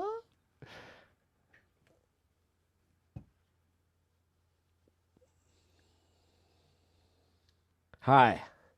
What if I just stream like this? Just like, hello. It's so funny, like my Of the Willow Tree, you know, that version of me is so serious. And I'm such a goofball in life, in general. I just crack jokes all the time. I can't be serious. I mean, the music's where I'm serious, and then obviously anger is serious, right? But I'm just such a goofball sometimes. I just want to look at myself and just look and see how goofy I could be. Okay, enough of that. Enough of that. Let's get over to these drums. All right, we've done all we can. I got my coffee here. Okay, got the drums set up, and you know, what better time than now? Oh, please, iPad. Of course. Oh, good thing you're still working. Almost lost you there, but the iPad. We can't lose you. We can't lose the iPad.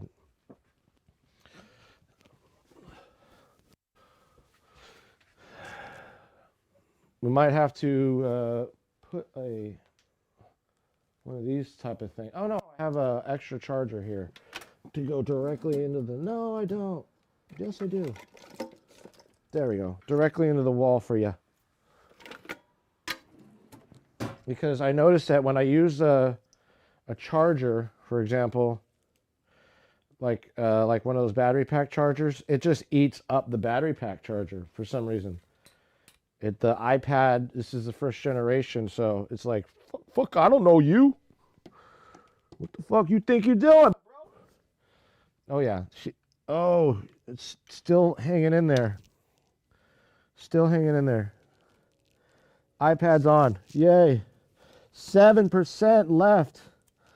Okay, iPad. I'm not gonna let you go, iPaddy.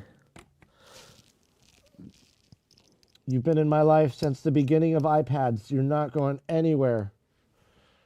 Not going anywhere. No, literally, this iPad's been in my life since the beginning of it, you know, of the iPad revolution. This iPad is the first generation iPad, but it's the second version of the first generation. It's one, they had the big ones and they had a small iPad mini. And it's worked well for me as a remote for Studio One. Elgato can learn a thing or two from PreSonus. I'm telling you, it's a free remote. Free. And it's so much more complex. I mean, really. Like, I can literally control my DAW from my iPhone or iPad, and most of its functions and parameters. Oh, you didn't just do that.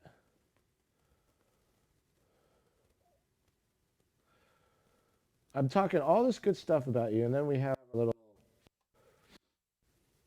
issues sometimes. And it's not my router. Good thing. Let's see. That'd be a real bummer if you didn't start with me now. Oh. Okay. Which means we're going to have to manually do this. Oh, no, we got it. I got an idea because I'm not using my Wi-Fi right now. So I might have to just reset my range extender in here. Just turn it off and turn it on. You're up here. I got you. Turn it off and then turn it back on, and that should do it. It just had to recalibrate, I think, with because yesterday the internet was down for the whole area. And I was so scared. I was like, oh no, I'm not going to be able to stream. Oh no, everybody, oh no, my 3 people and 4 people, what am I going to do? You know? Although I see a lot of views, at least in my mind, people are viewing, like 28 to 30 people are viewing are viewing the videos that I post or that are, you know, after my stream. So I'm assuming they're people that couldn't get to the stream, maybe time zone differences, maybe work life balance things, you know. So that was in and of itself satisfying to me, to see that people are actually watching the streams after I stream them. I mean, last night, like the next morning, it was like 30 people had watched my stream. I didn't notice that, obviously, watching the little ticker thing over there. But yeah, I was mildly excited about that. I'm not gonna lie, it felt good. They got my dopamine. They gave me a little dopamine and serotonin and all the good stuff. Now let's see, we're good over there. Let's try this again. Should be working now. Should be working. After a reset of the router, sometimes it just does that.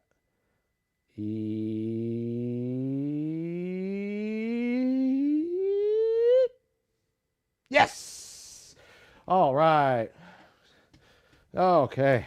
That was, yeah, it was just a router being recalibrated. It says like, oh, this isn't supported for Studio One anymore because this version, this operating system. I was like, no, that's bullshit. It's just my router. It's just doing its thing, you know. And yesterday, because the internet went out, I should have came in here, and I should have, but I didn't, you know, reset the router, which now we're fine. As you can see, I can control everything right here. And that in and of itself is, oh my goodness, I'm all over the place. I thought I had this, and then I forgot. We got to set up the headphones over here. I can do this and have all the headphones set up naturally, but I just found it's easier to do it this way when you don't have a full band in here. So that's what we're doing. Headphones are set up now. I can hear my mix. I can hear my click track. I don't think you can hear a click track. Let's just double check.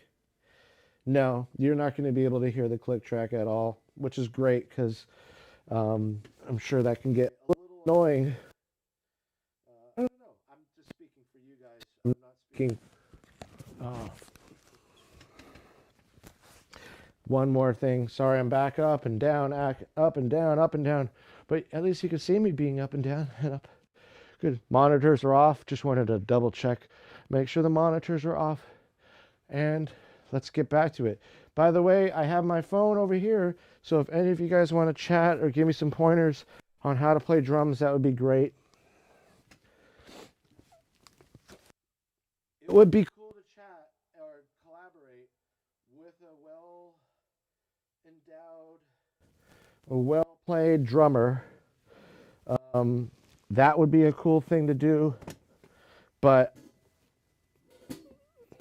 there's some other things I did differently too. With the last take that I liked was I put these komboloi. It's a Greek word actually for worry beads. I'm going to flip it like that.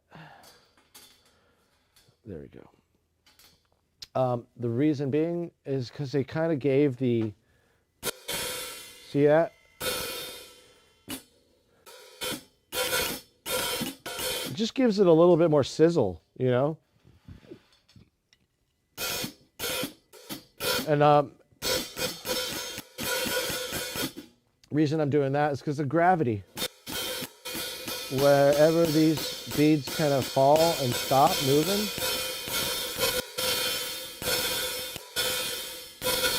that's their resting spot right there. Their gravity's got them. All right. So let's see where we go. Let's just turning off my radio mic now. Oh, let's turn this microphone too. This is my AEA A440 ribbon microphone. It's essential for recording drums. This is what captures all of my low end for my drums.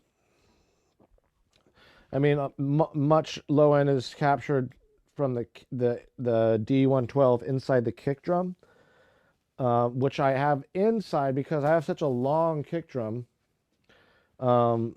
It's, you know, I eventually want to get a Sugar Percussion yellow Alaskan cedar kit with a 22 by 12 kick drum. This thing's like a 22 by 20, might even be a 20 by 24 or something. I kind of forgot. But it's a long kick drum. It's, you know, but it's Tama Star Classic birch wood, Japanese birch. You can't find these drums. They used to be really available on Craigslist about 10 or more years ago, and now I can't find any of these on Craigslist ever. Even the 16-inch tom. I don't really find a need for a 16-inch tom because this can be tuned down. The 14-inch tom can be tuned down to pretty low. And the 16-inch takes up a lot of room. And I would also have to push the drums up a little bit more. And I like kind of, you know, I like being sucked into the corner. You know what I mean? That's me in the corner. All right, so let's go because we are wasting time.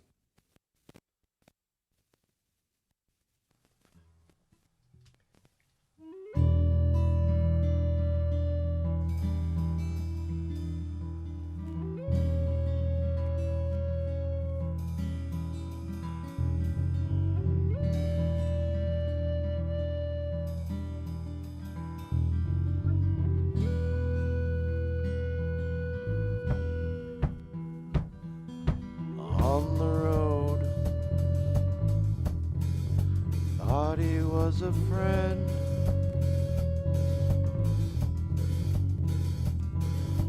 Who knows how? That was cool, but the beginning of that was not. And also, let's just do some measuring here with my laser.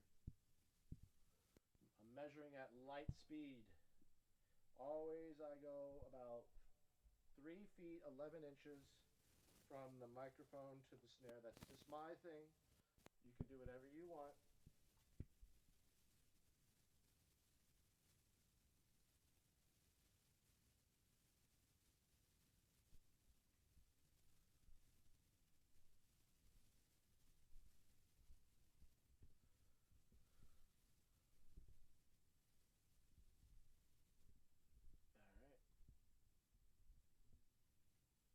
Just do some measurements here, because I am kind of a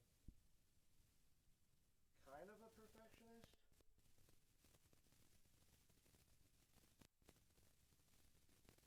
That's 3 feet 11 inches there. And I do this technique. I have one microphone, it's Glenn John's method, facing somewhat perpendicular to the microphone, going up and down vertically to the snare.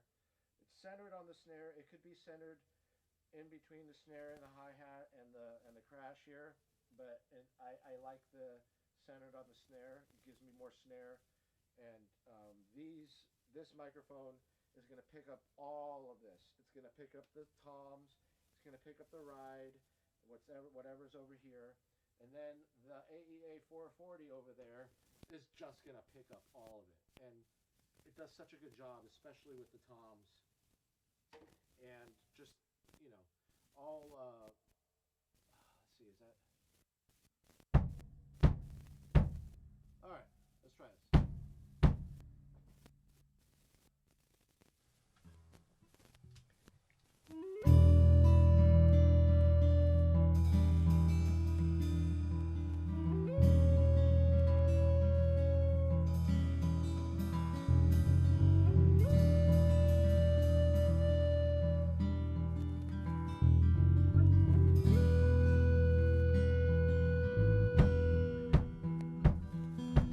On the road, thought he was a friend.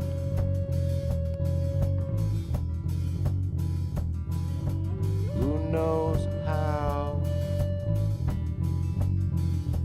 Who knows when?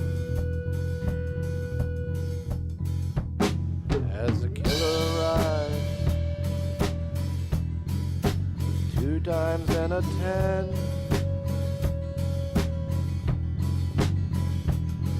Everything to hide. He's on the road again.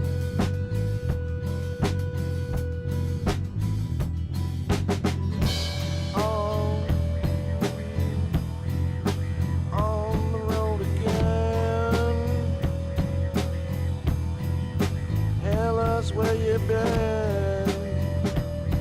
He replied, only tell my friend. Tell us where you've been, east and west and when. Tell us where you've been. Stop trying to pretend. Yeah, oh yeah.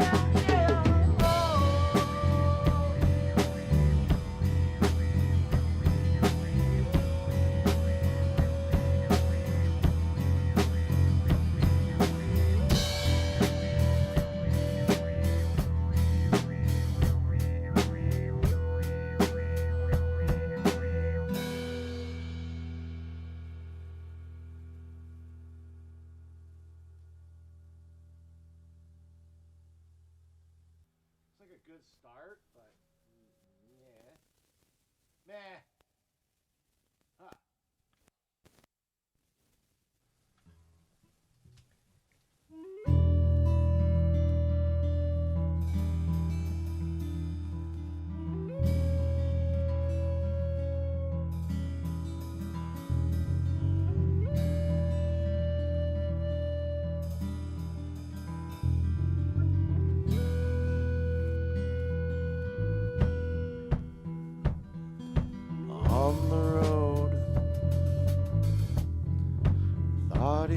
was a friend.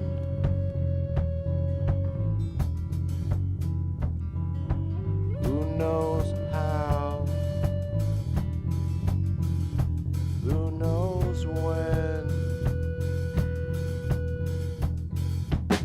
As the killer arrives, 2 times and a 10. Everything to hide. He's on the road again.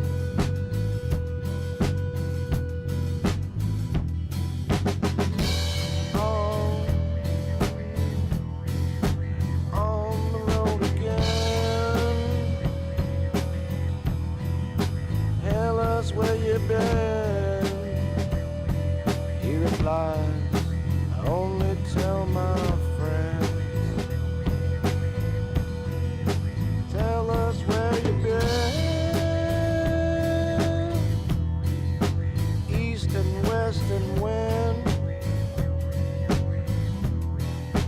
Tell us where you've been.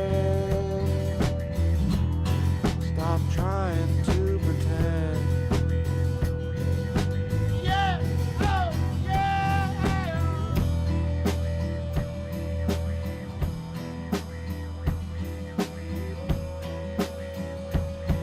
Oh, yeah. Oh, yeah. On the road again. On the road again. On the road again. On the road again. Stop trying to pretend. Yeah, yeah, yeah, yeah, yeah. Oh.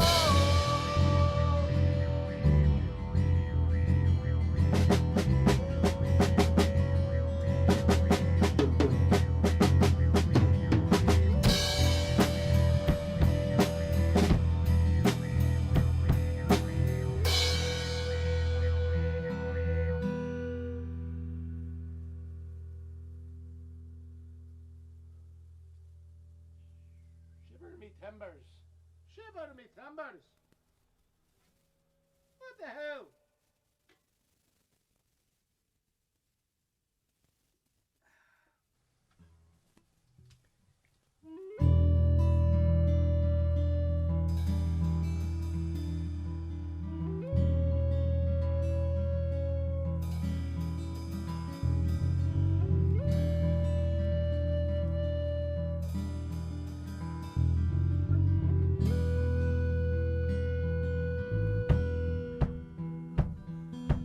On the road, thought he was a friend.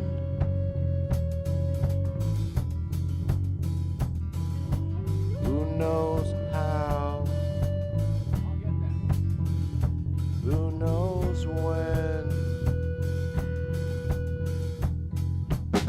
As the killer arrives, 2 times and a 10.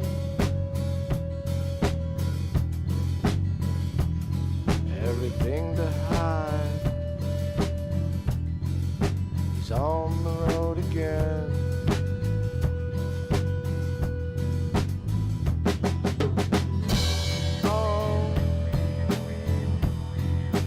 On the road again. Tell us where you've been. He replies, I only tell my friends. Tell us where you've been.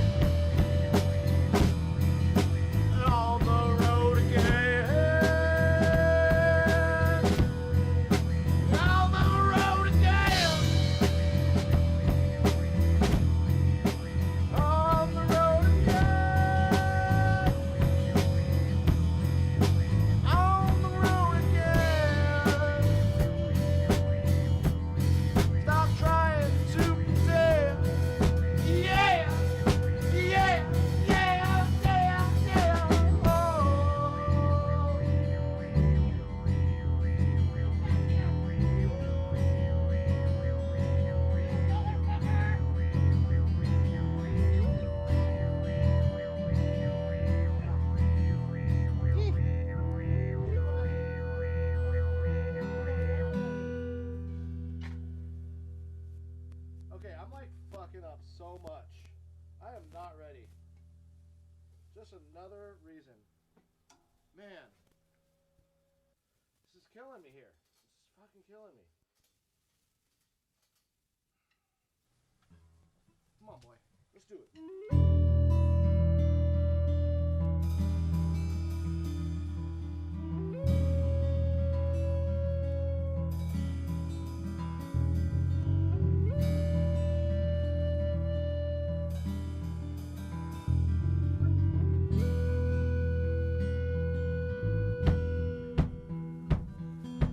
On the road,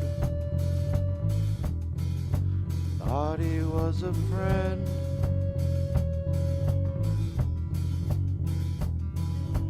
Who knows how? Who knows when? As the killer arrives, 2 times and a 10. Everything to hide.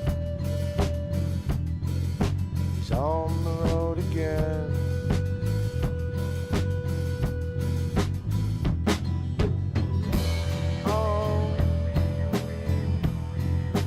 On the road again. Tell us where you've been. He replies, I only tell my friends. Tell us where you've been. East and west and when. Tell us where you've been. Stop trying to pretend. Yeah! Oh, yeah!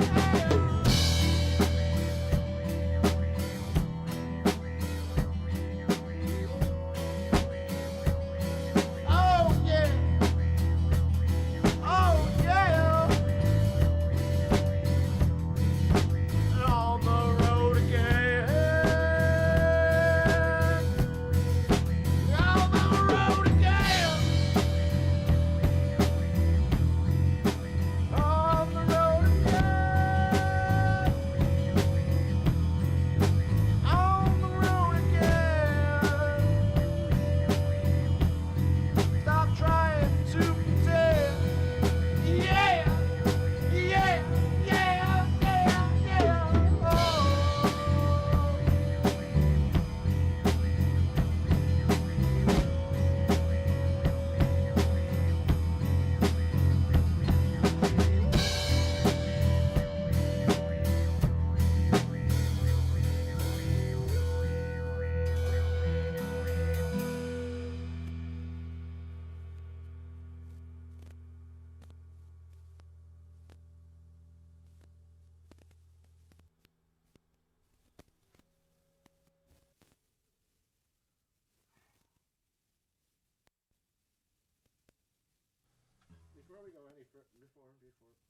Before we go any further, one, burn up. I'm gonna turn on the AC.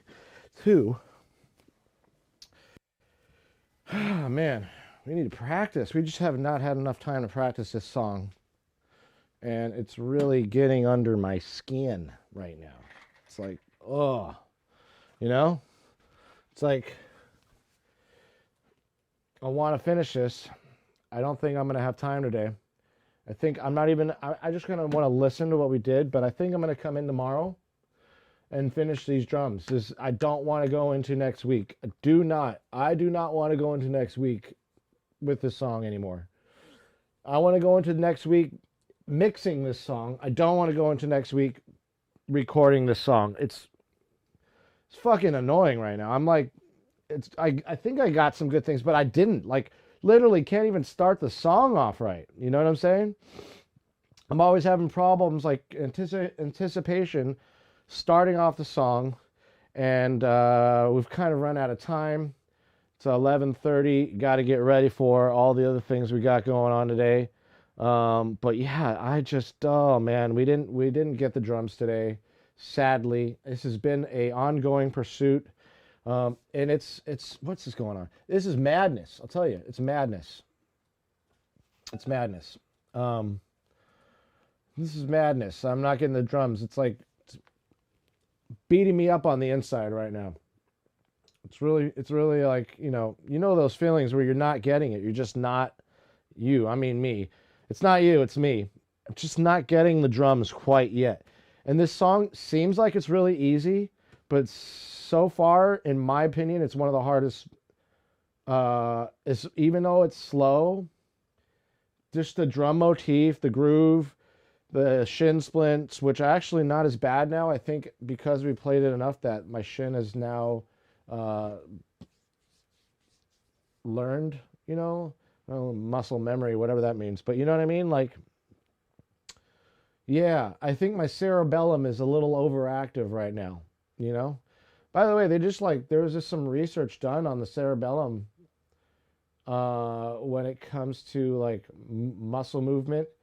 And it was interesting, like, it's now implicated in um, planning for that movement, which we really didn't know. We thought it was more like an amygdala response, not a frontal response. Usually planning occurs in the frontal lobe, but the cerebellum being linked to planning prior to any given muscle movement or playing drums or whatever, it definitely plays a role. This was a breakthrough study, I think this like a week or two ago, if I'm not mistaken. I was like, wow, that's cool. I think my cerebellum is over planning and getting mixed up with maybe my amygdala response. I don't know. I'm trying to science the fuck out of why the fuck I can't play the drums right now. So, in other words, excuse, but from a scientific perspective, so it doesn't sound so much like an excuse anymore. It sounds like science is at fault for this one. But we ran out of time, and I couldn't get to 8 takes, and I'm certainly not keeping these. I am not keeping any of. Oh, no, be right back. No, we're still here. We're not leaving yet. We're not leaving. Get back. Get back. Get back. No. So look at what we did. What are you doing? What the hell? Come on. All right. Anyways, so yeah, just not. It's not that I'm not in the mode. I just think tomorrow I'm going to come in here any given time, and we're going to knock out these drums. We're going to knock these drums out. You know what I mean? We got to. Because I don't want to go into next week or next weekend still playing drums to this song. I'd really like to get it done and mixed and out into the world as it should be. But we got, to hold us over, we got 2 other songs. We got Discovery, which we mastered yesterday, last night actually, just to get the levels right. And I'll be listening to that in my AirPods throughout the day today. But this song is definitely a doozer, but I want to get into something kind of rock next. I don't want to do any more for at least the next couple songs. I want to go into some like rock style, fast drums. It's kind of that. I like doing that with the hi-hats. I find it easier to follow a beat the faster you go. Not like too fast, obviously, but you know what I mean? But yeah, I think we're gonna kink today's drums. I didn't find any of them to be useful. I do like the one thing, the komboloi or the worry beads, as you can see on my drums on the hi-hat there. See those beads? Those are I bought those in Greece, and I love them. I really do, and I find they're like fidgets, like they're old world fidgeting toys, you know what I mean? Traditional fidgets, if you will. All made out of wood and glass or whatever. The bead, I think, is a glass bead. That was a friend gave me that, made me that bead. Hopefully it doesn't break on that hi-hat, but it's really providing me with a nice sound. It's like a nice decay happening there with the hi-hat. It's just a nice sustain of the hi-hat kind of crunchiness.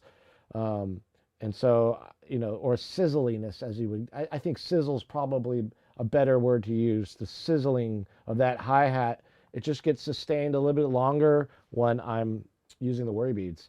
And I mean, you can use other beads, like fucking Mardi Gras beads, I guess, would work too, but I don't know how. These beads are wooden, so they have a kind of a tonal quality to them. If if it's audible, I don't know, but probably is, but I haven't compared them to Mardi Gras beads, so I don't know. But yeah, we're still working this song out. We're really still working this song out. I really want to hear it real quick. I have this feeling my snare was a little too much, right? I don't know. Let me listen to this real quick, and then we can make adjustments after this on for tomorrow's recording.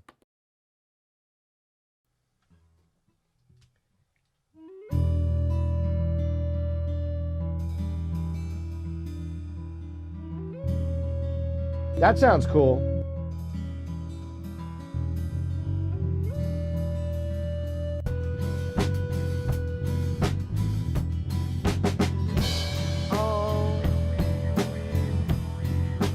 On the road again. Tell us where you've been. He replied. No, actually, I think I'm okay with it. I think I'm okay with the snare. Yeah, I think I'm okay with that for now. All right, guys. Well, we are going to stop streaming now. Have a great day streaming. If I have, 3 people here, we could raid. I'd love to raid if I had 10 people. You know what I mean? But let's just see who else. Who's working right now? Oh, yeah, we got some cool artists right now working. Not quite ready to do the raid thing yet. But I'm certain that after that person would have been done streaming, they might have rated me. Damn, timing's off. Timing is off. I think we're going to come back tomorrow and go at it again. Same song. Knock it out the first thing we do, and we'll chat later. But tomorrow the goal is to finish these drums. Really, really got to finish these drums. It's just, this is way overdue. Way overdue. But on that note, happy streaming, people, and be safe out there in Streamsphere. Peace.